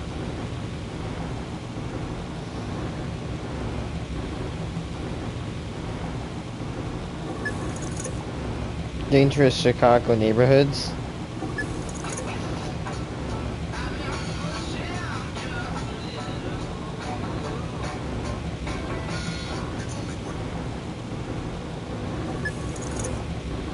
What is going on, everyone? Welcome back to Recording Breaks and a video about Chicago.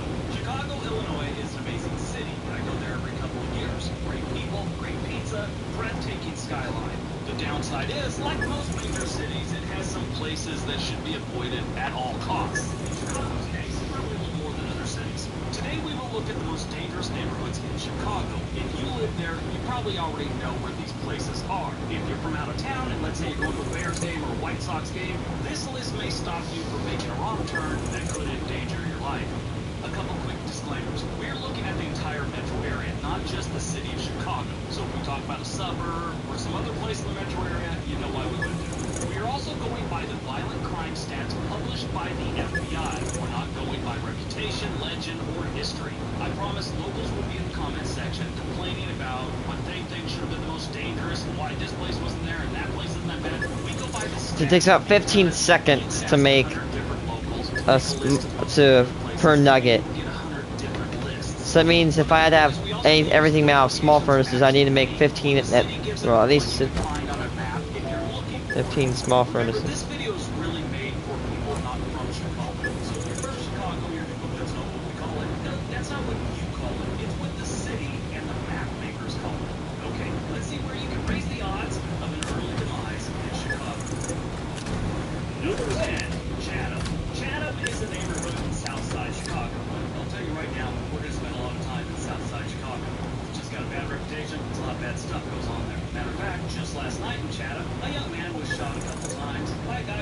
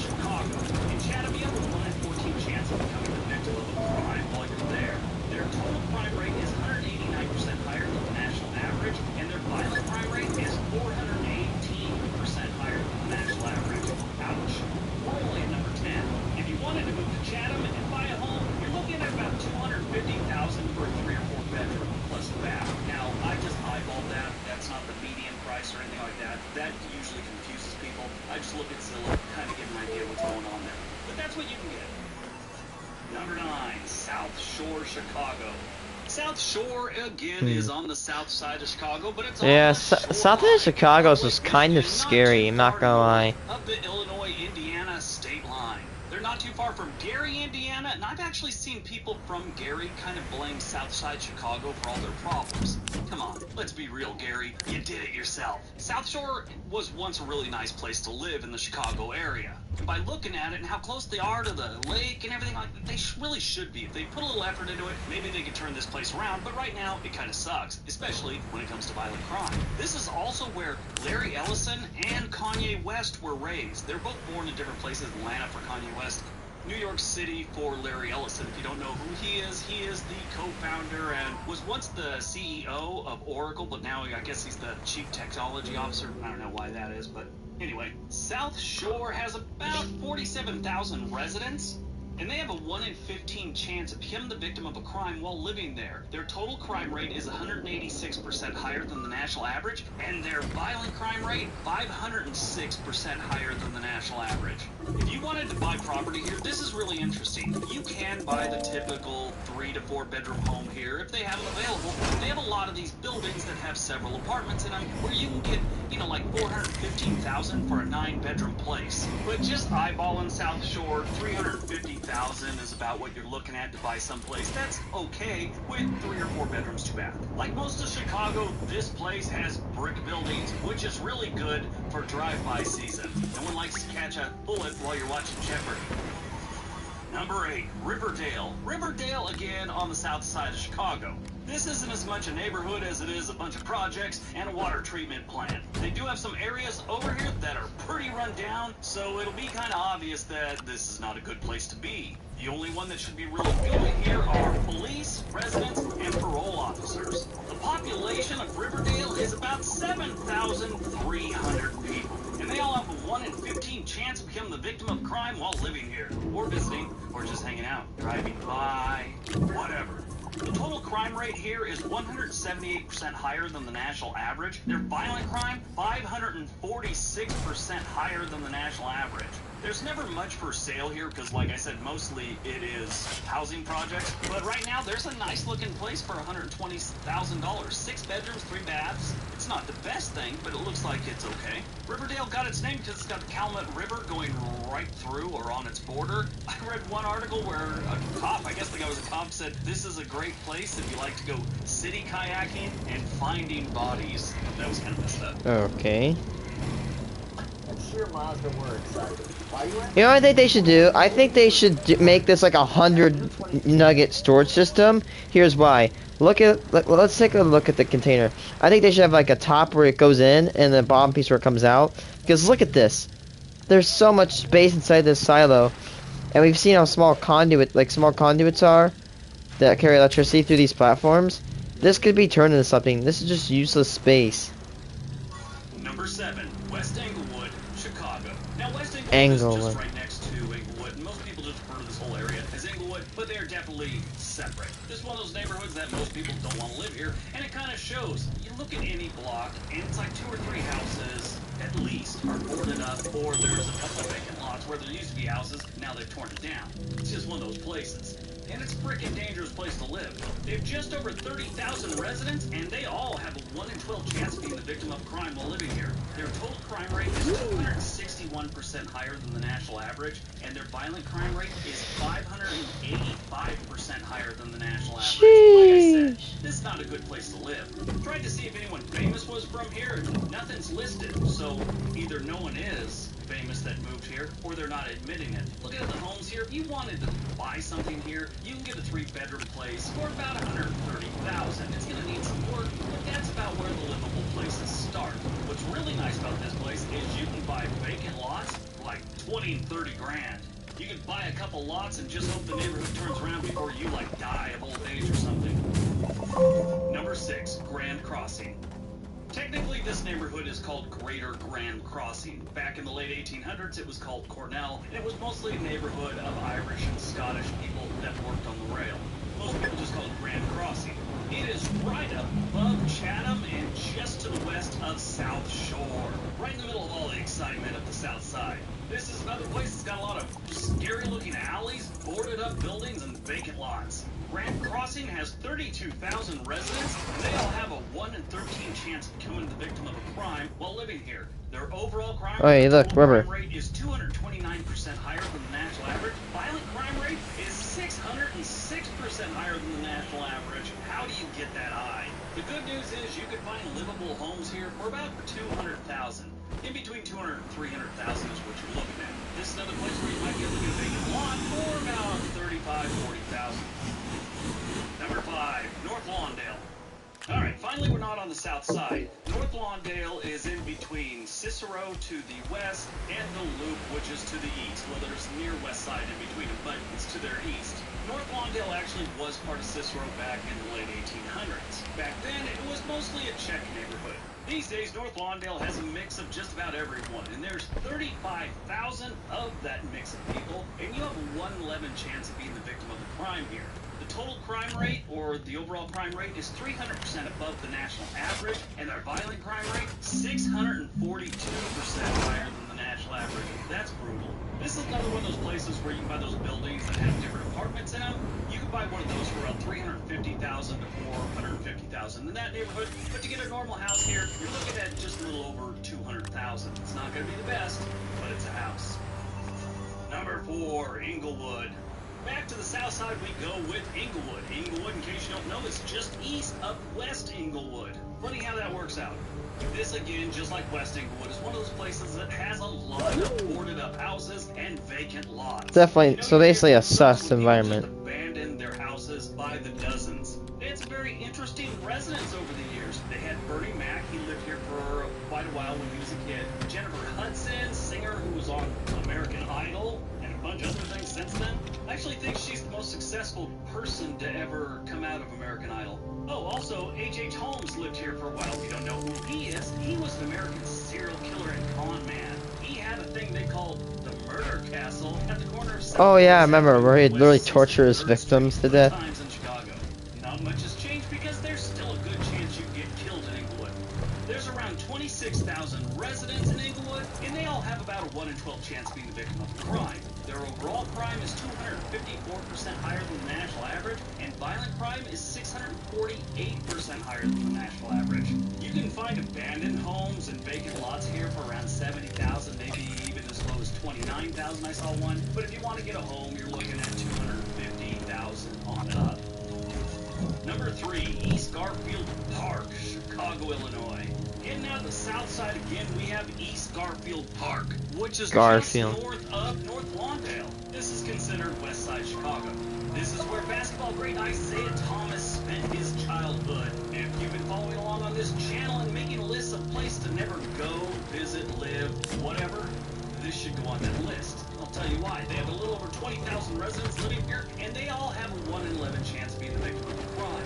Their total crime rate, or their overall crime rate, is 285% higher than the national average. Their violent crime rate, a whopping 661% higher than the national average. And they're still not the worst. If you ever thought about buying a house here, that's not a vacant house or a vacant lot. Starting prices are around $300,000. Number 2, Washington Park. Washington Park is just north. Yeah, every bit of Chicago just looks like a bunch of crippling depression. When they're having riders. Be right back, I'm gonna go get some.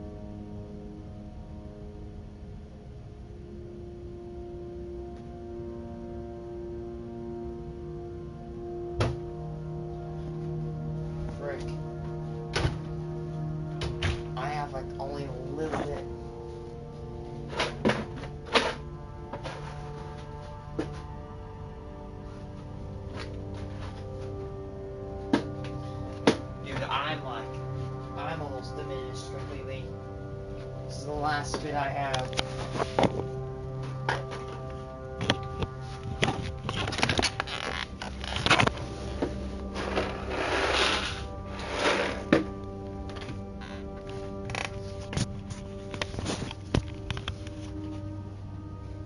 This neighborhood has a lot of vacant lots and a lot more boarded up buildings. Kind of reminds me of Detroit in that respect. This isn't really known as a neighborhood as much as they call it a community area. Back in the mid to late 1800s, this was a neighborhood just filled with Irish and Germans, so I'm sure you can imagine there was a lot of beer drinking going on there. They all work for the rail lines. Washington Park has a population of just about 12,000 residents, and each one of them has a 1 in 11 chance of becoming the victim of a crime. Their overall crime rate is 274% higher than the national average, and this is where they really stepped up their game. Their violent crime rate is 713% higher than the national average. When it comes to home prices here, they're all over the map. I've seen some that looked decent, livable for about 150,000 to 200,000, but then they have other ones that, you know, are a lot better, and they're about 600,000. So this one's again all over the map, but you can still buy vacant lots for under 50,000 in this neighborhood. Alright, before we get to number 1, don't forget we have another channel called On This Day. There is a link down below. Alright, on to number 1. And number 1, West Garfield Park. Gotta admit, I'm surprised the worst neighborhood is not on the south side for once. It's not like West Garfield Park is a stranger to this type of list. It's just usually the worst are on the south side. This is an area with some of the other neighborhoods that were on this list known as K-Town. This is because many of the streets that go north-south here start with K. Keystone, Karloff, Cadell, Keeler, Kenneth, Kilbourne, it goes on. What else goes on here is a whole bunch of crime. They got about 17,000 residents living here, and you got about a 1 in 9 chance of being the victim of the crime, if you're one of them. Their overall crime rate is 396% higher than the national average, and their violent crime rate is 789% higher than the national average. Now, if you ever did want to get a house here, if you can find one that's not completely boarded up or burned to the ground, houses start here around $230,000 that are livable. I mean, you can go a little cheaper if you want something you're going to have to do a whole bunch of work to. At work's probably going to involve chasing out squatters. Alright, that's today's list. Hope you guys enjoyed it. Hope you got some information out of it. One piece of information I did include in this one is common sense. Most of the people in these neighborhoods are good, down-to-earth people just trying to get by. They just have a certain amount of idiots there causing all this havoc. Really, that's true with any city or state in the United States. 90% of the people are decent, hard-working people, just want to live their life. Alright, everyone. I'll see you in the next video. Be nice to each other. Watch videos about Wisconsin.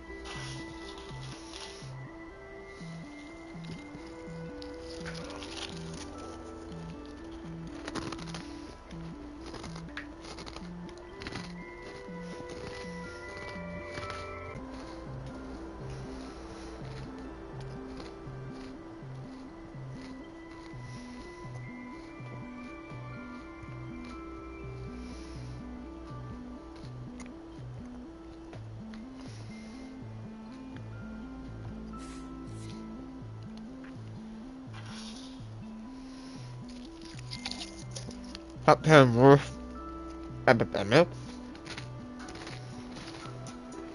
Now that we're out of the pandemic, let's talk about other times an illness has knocked the United States on its backside. And yes, COVID is still with us, but it's no longer at the level to be considered a pandemic or an epidemic.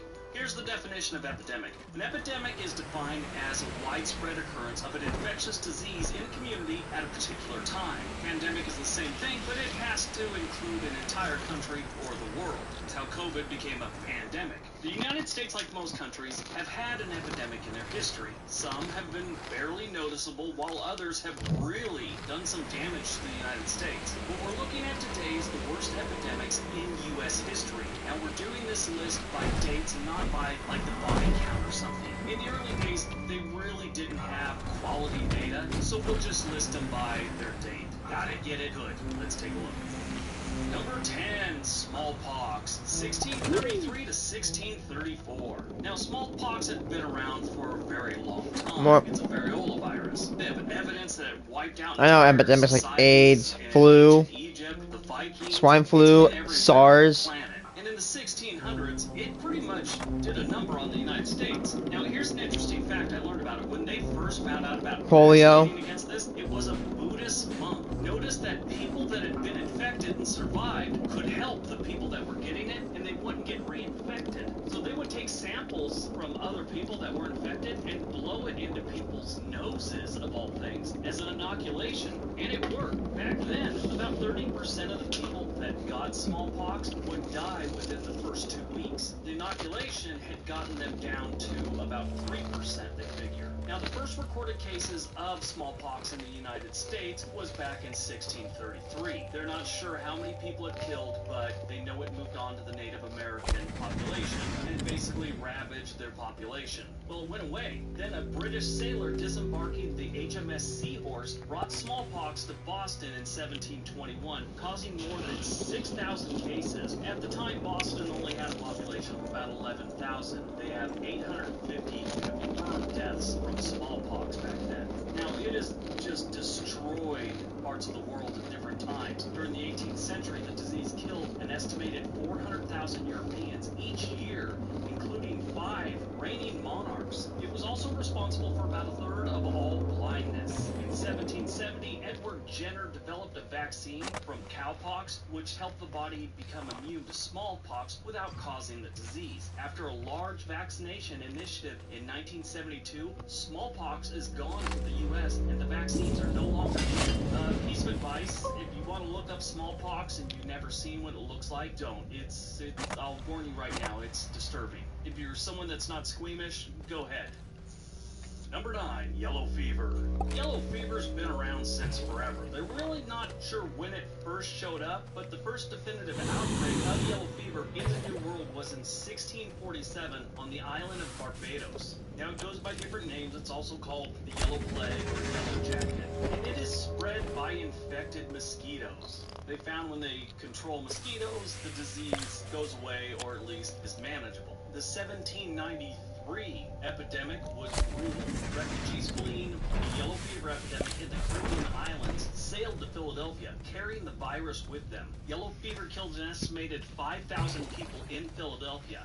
At the time, Philly was the capital of the U.S., so the national government fled to the city of Trenton, New Jersey, including President George Washington. That wasn't our first run-in with yellow fever. New Orleans and Shreveport, Louisiana also suffered a major outbreak of the disease. Urban epidemics continued in the United States until 1905, with the last outbreak affecting New Orleans. A vaccine was developed and then licensed in 1953. One vaccine is enough for life. It's mostly recommended for those 9 months or older, especially if you live or travel to high-risk areas. Symptoms of yellow fever include a fever, yellowing of the skin and eyes, bloody vomit, which is always wonderful, muscle aches, liver and kidney failure, and seizures. Symptoms typically improve within 5 days, but in about 15% of people within a day of improving, the fever comes back with worse symptoms, abdominal pain and more damage to internal organs and more yellowing of the skin. In 1927, the yellow fever virus was the first human virus to be isolated. Number 8, cholera. 1832 to 1866. The United States has had 3 serious waves of cholera between 1832 and 1866. Syphilis. A person with cholera has the same symptoms as a person that ate a bus station burrito: diarrhea, vomiting, dehydration, electrolyte imbalance, rapid heartbeat, weight loss, and low blood pressure. Cholera is an infection of the small intestines, and it's usually spread by unsafe water and food that has been contaminated with human excrement that contain the bacteria. Undercooked shellfish is also a common source. New York City was the first U.S. city to feel the impact of cholera. Between 5 and 10% of the total population died from cholera. Now, they really aren't sure what ended this pandemic, but it may have been the change in climate or the use of quarantine measures. Who knows? By the early 1900s, outbreaks had ended. Cholera continues to affect an estimated 3 to 5 million people worldwide. Causes between 30,000 50,000 and 130,000 deaths a year. Most of those deaths come from Africa and Southeast Asia.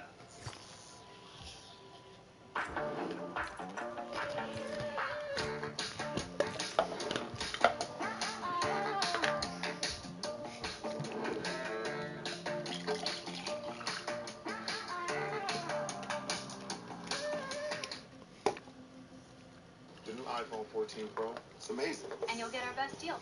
Nice. But everyone should get it. Everyone can get it. Every new customer. Every existing customer. Every iPhone. Every iPhone. Okay. My work here is done. Number 7, Scarlet Fever, 1858. When I was in high school, I didn't know this was a real thing.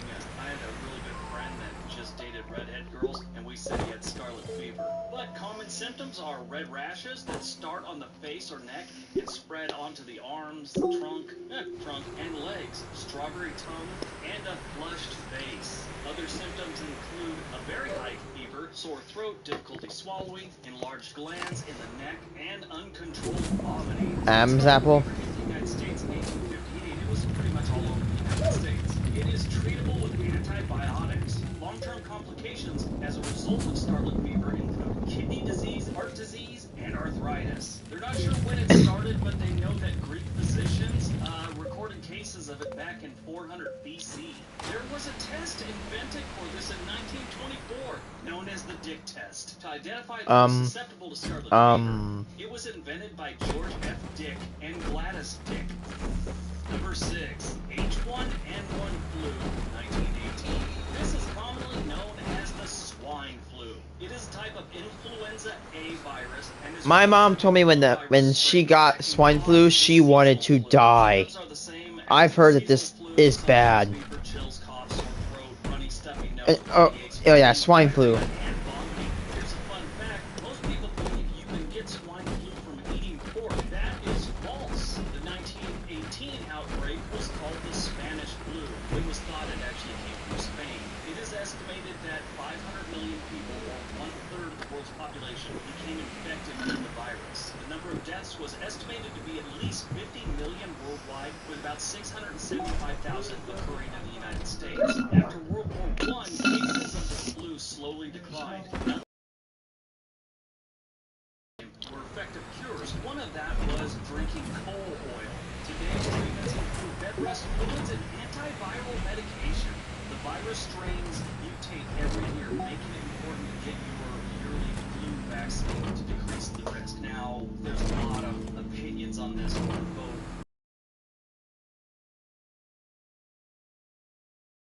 Risk maybe when you're a child and when you get older, and that young people in their 20s and 30s, maybe even 40s, should just weather it to kind of build up immunity. I don't know. I'm not a scientist. I'm just a guy that talks into a microphone and giggles when I find out that there's something actually called the Dick test. Yeah, when I first read that, it took me a couple minutes to recover. Number 5, diphtheria. Sorry, Timmy. You gotta take the Dick test. Am I gonna get violated, Dad? Symptoms include sore throat, fever, swollen lymph nodes, throat covered in a gray Swollen lymph nodes suck. swallowing and wheezing. Sometimes bacterial toxins can enter the bloodstream and cause fatal heart and nerve damage. Diphtheria peaked in the U.S. in 1921 with 206,000 cases. Most of the infections were asymptomatic or were mild cases. Where's my elevator? Hey! Diphtheria easily spread between people by direct contact.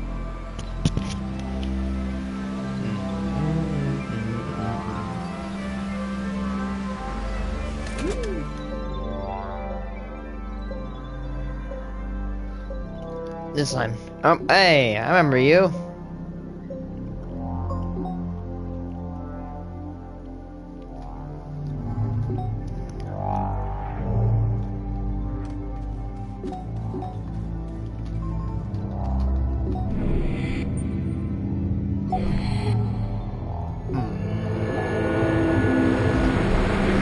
Die. Be spread by contaminated objects. By the mid-1920s, researchers licensed a vaccine against the bacteria. Yes, ma'am.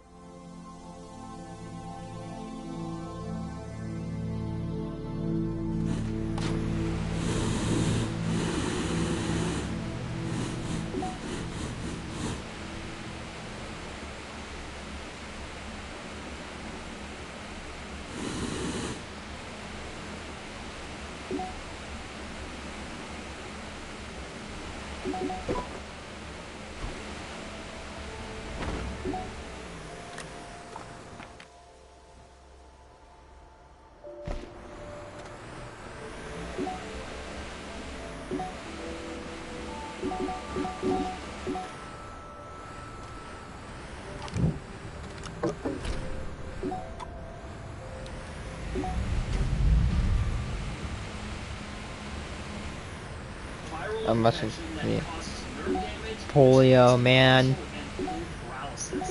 It is spread through direct contact. 16 to 1955. This is a viral infection that causes nerve damage, which leads to partial and full paralysis. It is spread through direct contact with people who have the infection. Symptoms include sore throat, fever, vomiting, weakness, fatigue, back and neck stiffness, Paralysis? muscle tenderness, loss of reflexes, and meningitis. Symptoms usually pass within a week or two. Years after recovery, post-polio syndrome may occur with a slow development of muscle weakness, much like that of a person had during the initial infection. Polio has existed for thousands of years, with the depiction of the disease in ancient art. It was first recognized and identified in 1789. Major outbreaks started to occur in the late 19th century in Europe and in the U.S. in the 20th century. It became one of the most worrying childhood diseases. Outbreaks occurred regularly in the United States through the 1950s, with two major polio outbreaks in 1916 and 1952. Of the 57,000 reported cases in 1952, there were 3,145 deaths. In 1955, Dr. Jonas Salk's vaccine was approved. It was quickly adopted throughout the world. By 1962, the average number of cases dropped to about 910. The CDC reports that the United States has been polio-free since 1965. What the heck? That's an amazing story, actually. I remember my grandmother saying she had friends growing up that got polio and got paralyzed. It must have been horrible, especially if you're a kid. Can you imagine that? One day you're fine, you get a cold, next thing you know you're in a wheelchair or worse. Mild or spicy? Like so. Lab or good? Back roads or highways? Back roads. Okay, which Fritos? That is a tough one. Number 3, H2N2 flu, 1957. It's H2N2 H. virus. It mutated into various different strains that are found in birds. This one carried the nickname of the Asian flu, and that's because the virus originated in Singapore in February of 1957. By June of 1957, it had showed up in coastal towns in the U.S. The estimated number of deaths was 1.1 million worldwide, with about 116,000 in the United States. They say this pandemic could have been a lot worse, but it was caught early, and scientists were able to develop a vaccine pretty fast because of experience. And that is why. Flu vaccine in 19. That is why Number 2, quick response is key to viral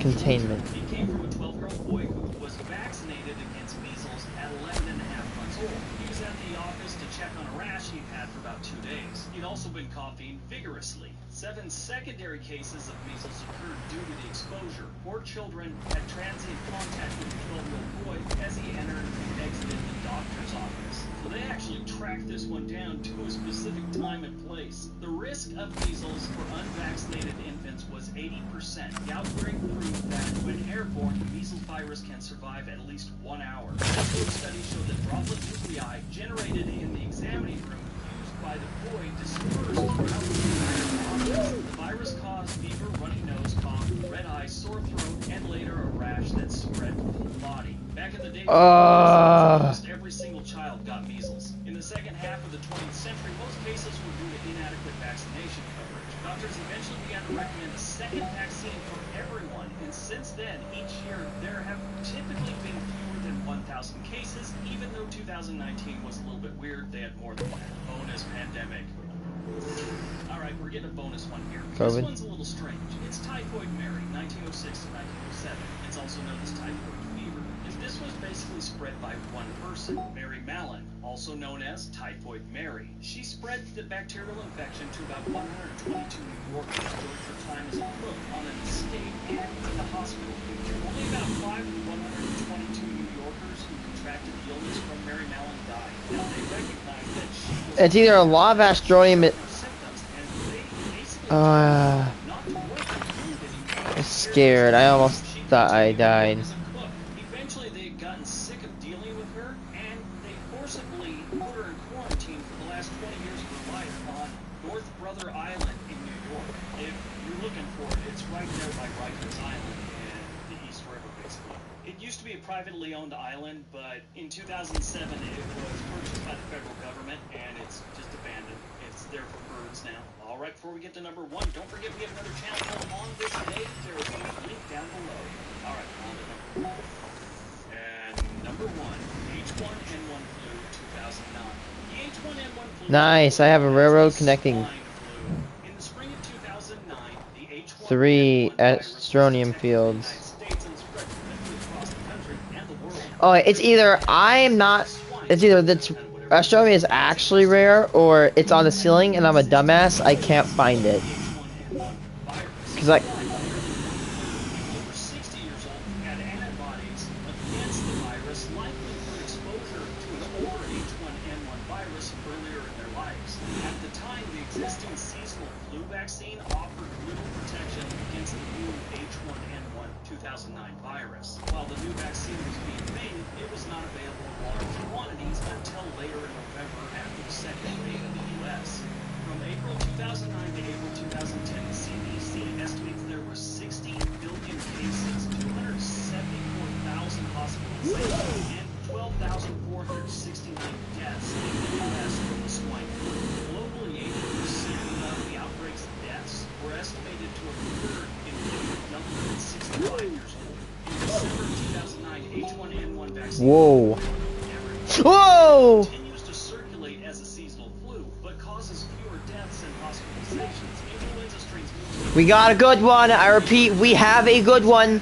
So it is important to get your early Begin extraction immediately. C suggests. All right, that's today's video. Hope you got. Ah, by then. Already watching.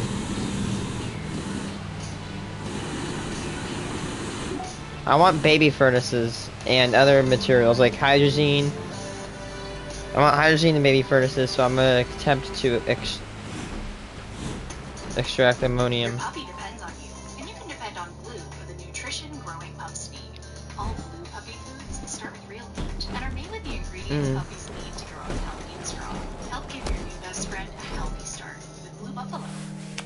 Are you looking for a new state in 2023? If you are, you're not alone. 2023 is predicted to be one of the most active years for state-to-state relocation on record. Today I'm going to tell you the ones that you should probably avoid. As we come out of the pandemic, a lot of... Cotton best states for America. What is going on, everyone? Welcome back to World According to Briggs, and a video that I hope will answer the question I get asked the most. Oh, stop. What state should I move to?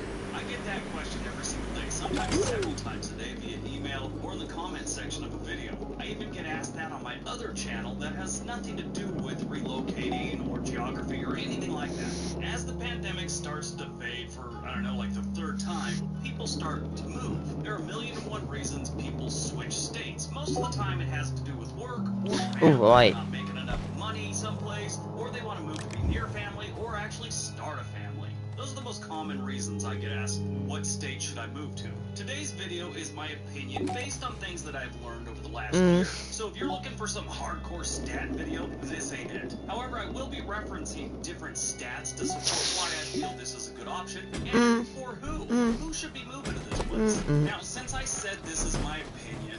I refuse to mine Astroneer by hand. I'm gonna get every last drop of this stuff. Why his opinion's wrong. Nobody's opinion's ever wrong. Guys, this is the best extractor. Let's get more. Every town, every city Great. has bad things. Amazing. Crime, poverty, bad weather, and drugs. That's life.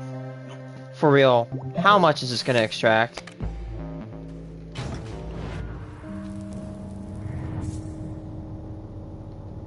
That's actually fine. I'd even be fine with that, but of course we came here to absolutely plunder this.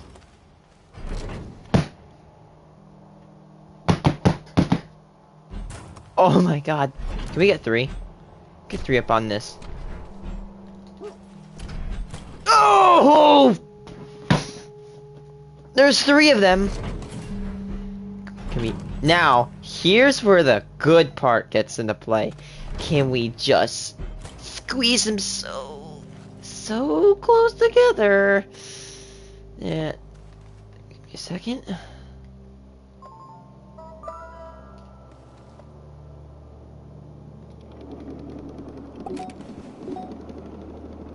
Oh wait, you know, I don't know.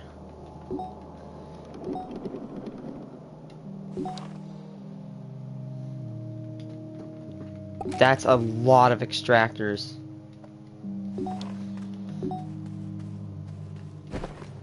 I'm an idiot. I didn't even bring 2 platforms. At least all I need is 1. Alright, boys. Let me see if I can squeeze this buddy right. This little guy right on here.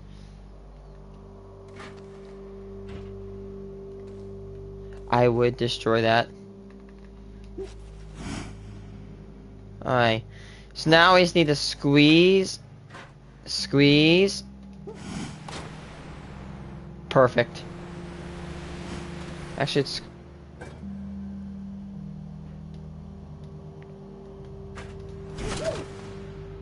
Perfect. Even better.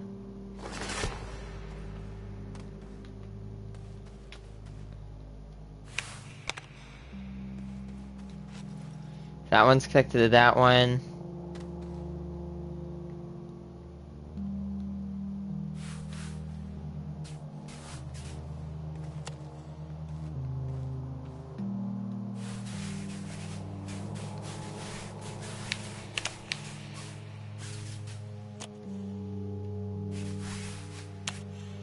Alright, now that one's connected.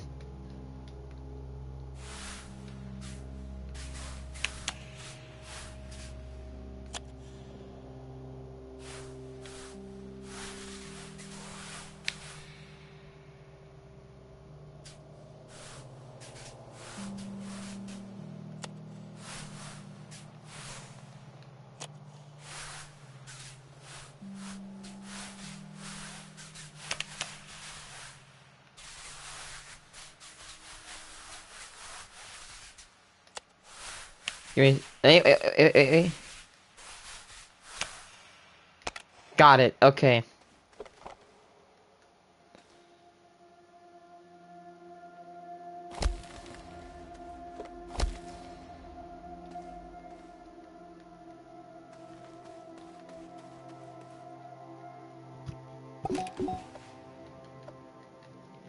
We're about to possibly start a and that's like 3 of them too.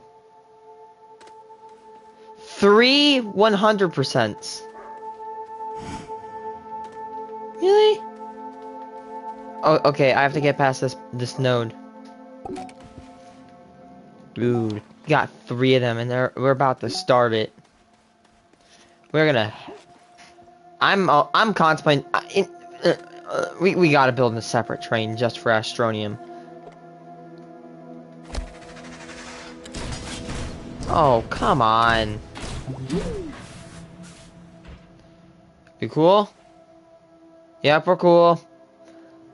3, 2, 1.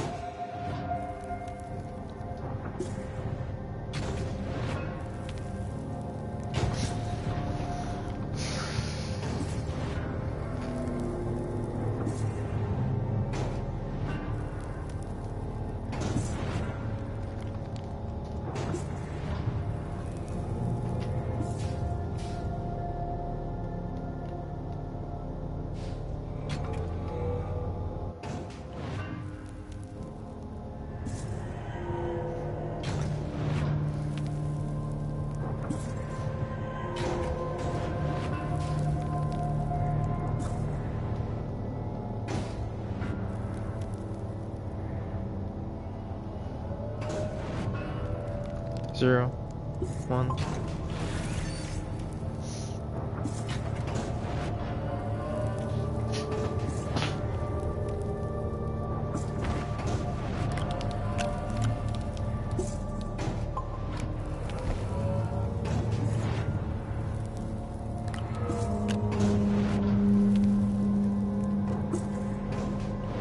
Yes.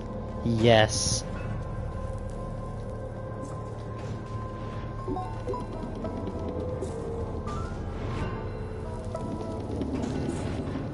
god.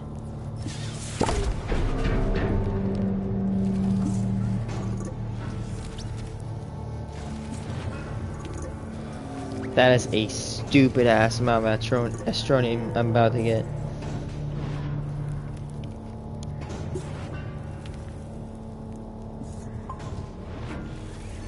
There's 3 of them going at once.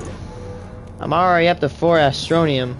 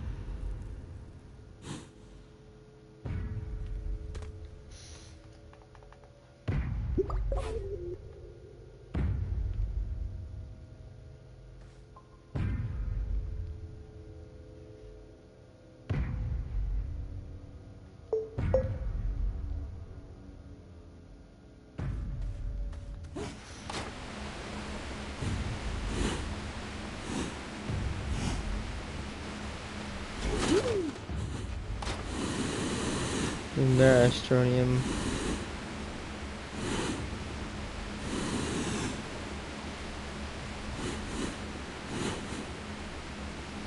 I hope I can find their little searchlight or work light, whatever they're called.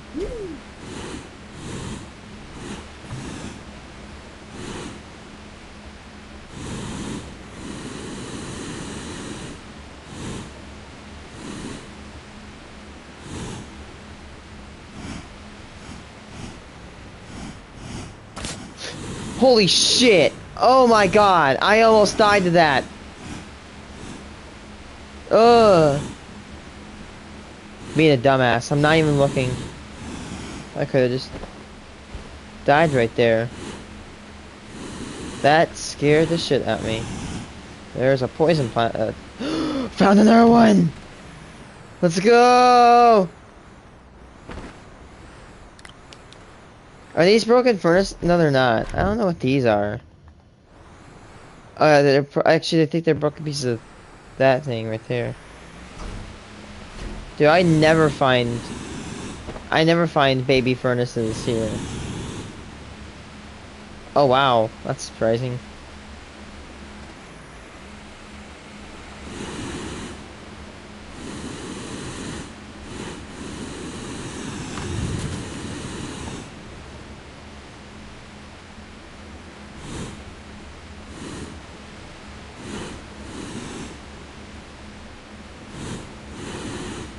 Is that a whole ass shelter? Yep, it is. That is a whole ass shelter. Cause someone says, you know what? Let's take a whole ass shelter and cram it down the core. And hey, good thinking. Think smarter, not harder.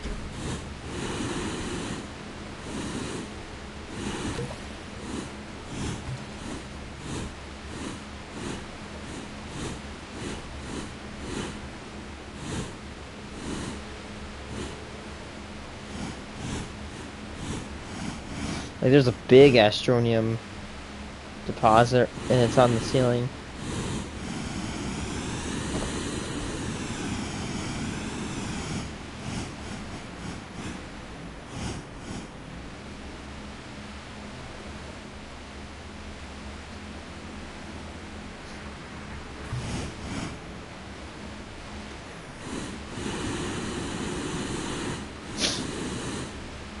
I'm already angry at those mushrooms.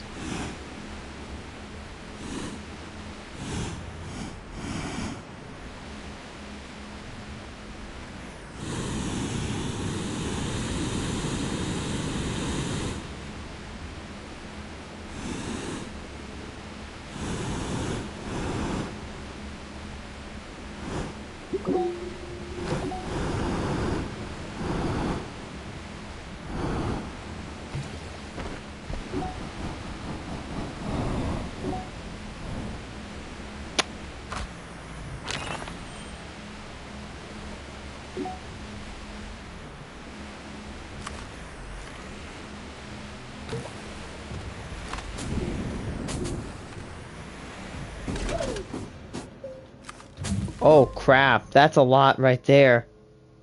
Woo, that's a big chunk. Imagine how much that sound that Astroneer makes when I mine it. It happened. Never mind, I'm not even gonna talk. I just made a bunch of gibberish. But I can't find any lights.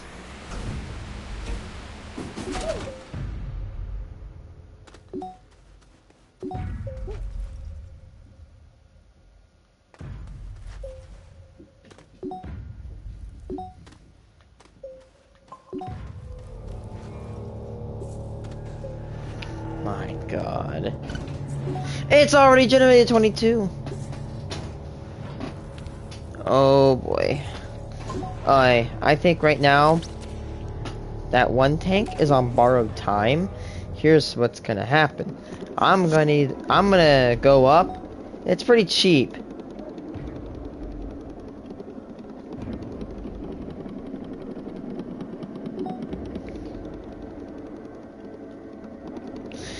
I want to complain about it taking a long time for me to go up, but honestly, it's better than walking.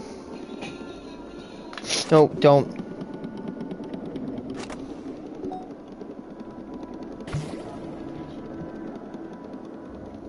I think I was going down here and I saw one on the scene, like a deposit.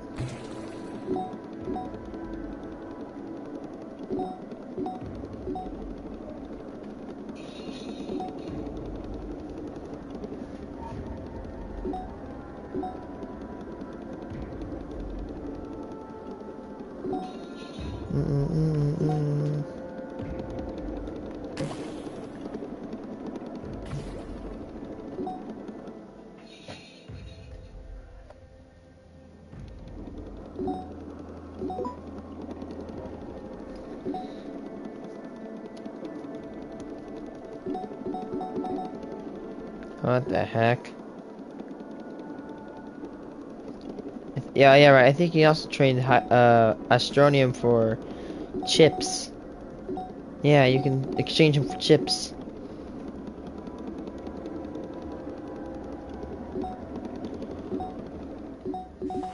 Can I cram? No, I can't. I was say I ask myself, could I cram? Oh yeah, like I don't know. But I could fit these on a large slot.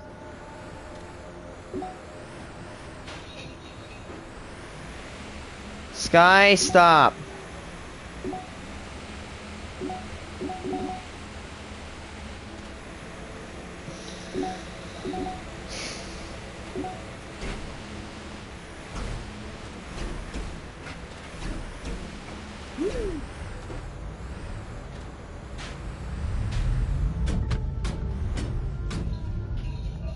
Skeeter!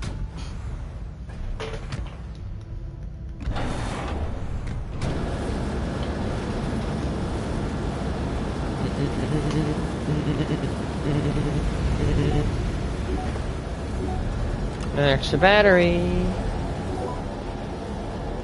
That's great. I also got another baby furnace.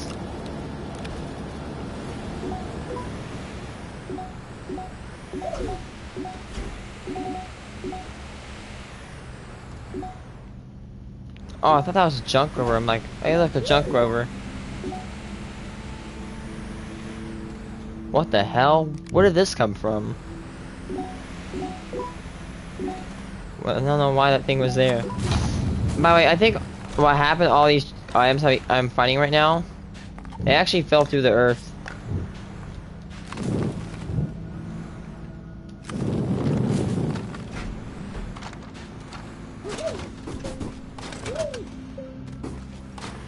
Cubic object.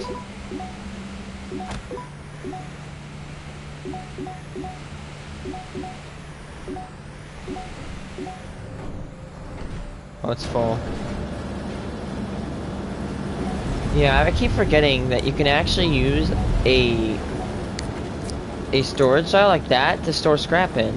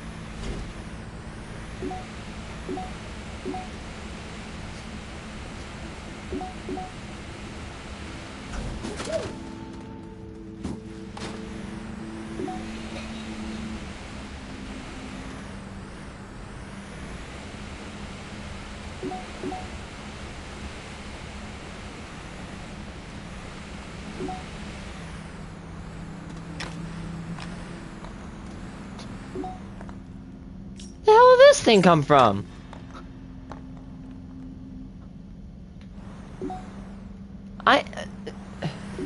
Walk away. I don't even know where that thing came from. It just popped out of nowhere.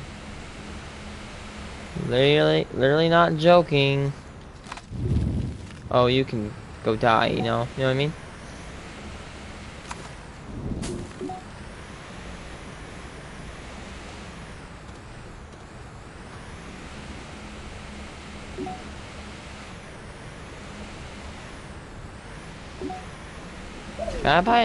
Can I please find like a pile of garbage? Oh, like you, right here.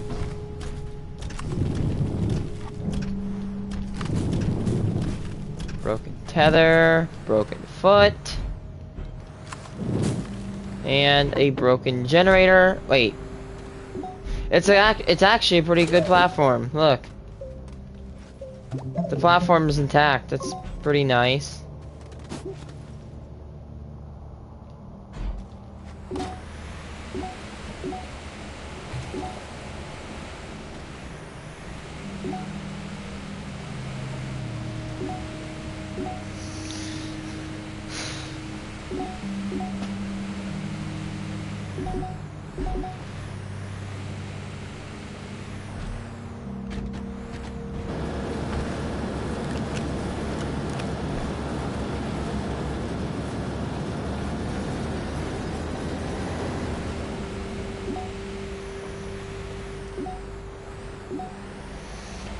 I bet the reason that I can't find much junk is that I'm did to that junk what I'm doing right now. I just found it, scrapped it.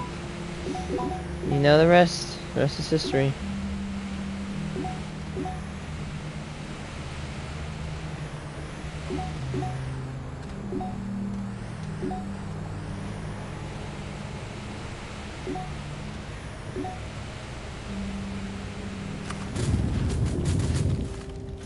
Alright, let's see, we got 1, 2.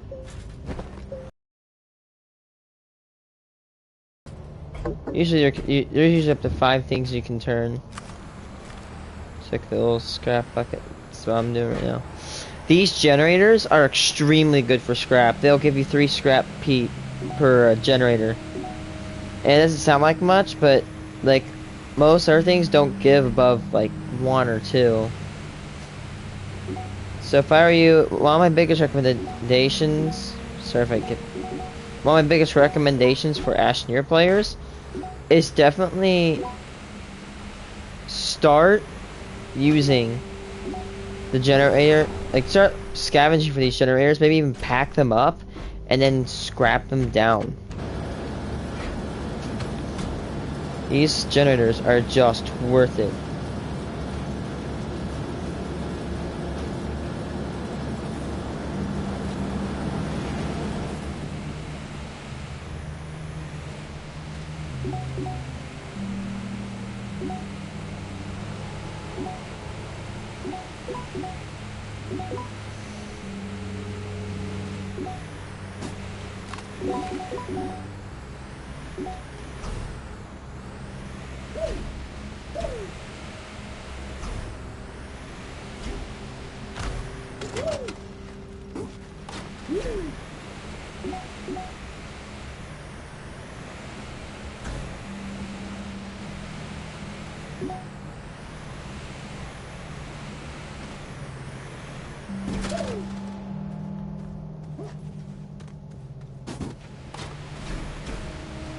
Eee!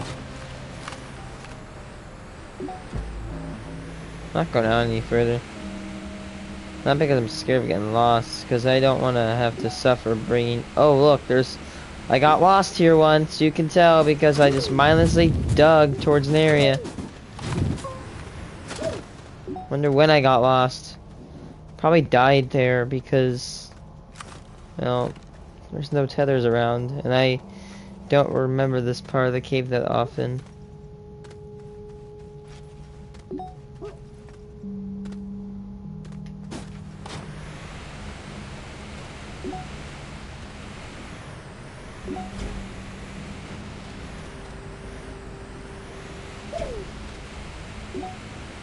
Look. Oh my god, just for a second I'm about to say, if I die to a damn pop coral, I'm going to quit. I wouldn't really, I'll just get really pissed. Probably rage quit for the day, I don't know.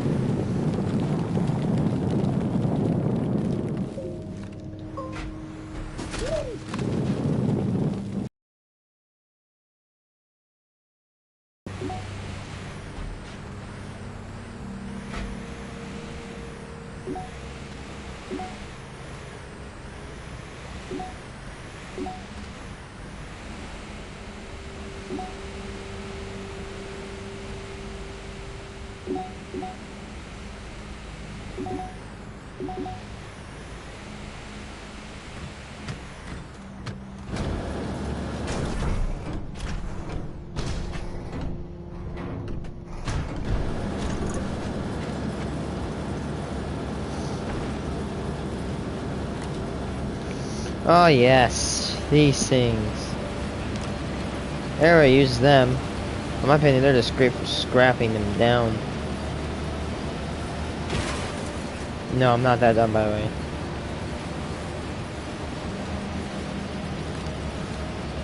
You can actually scrap those?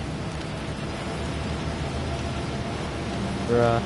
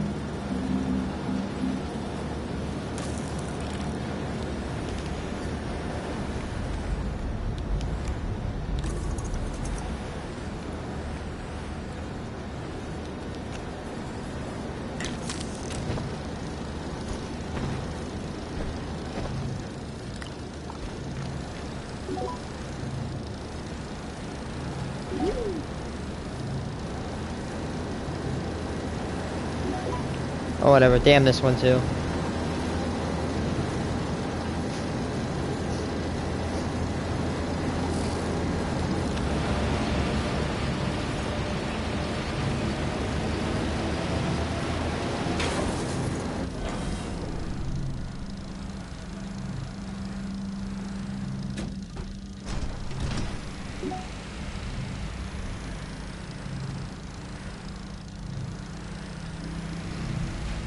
Oh, it's hidden.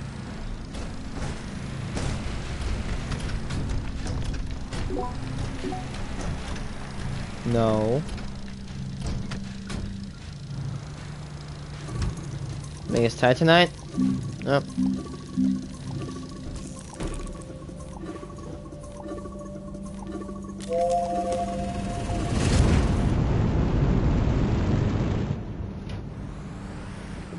Yeah.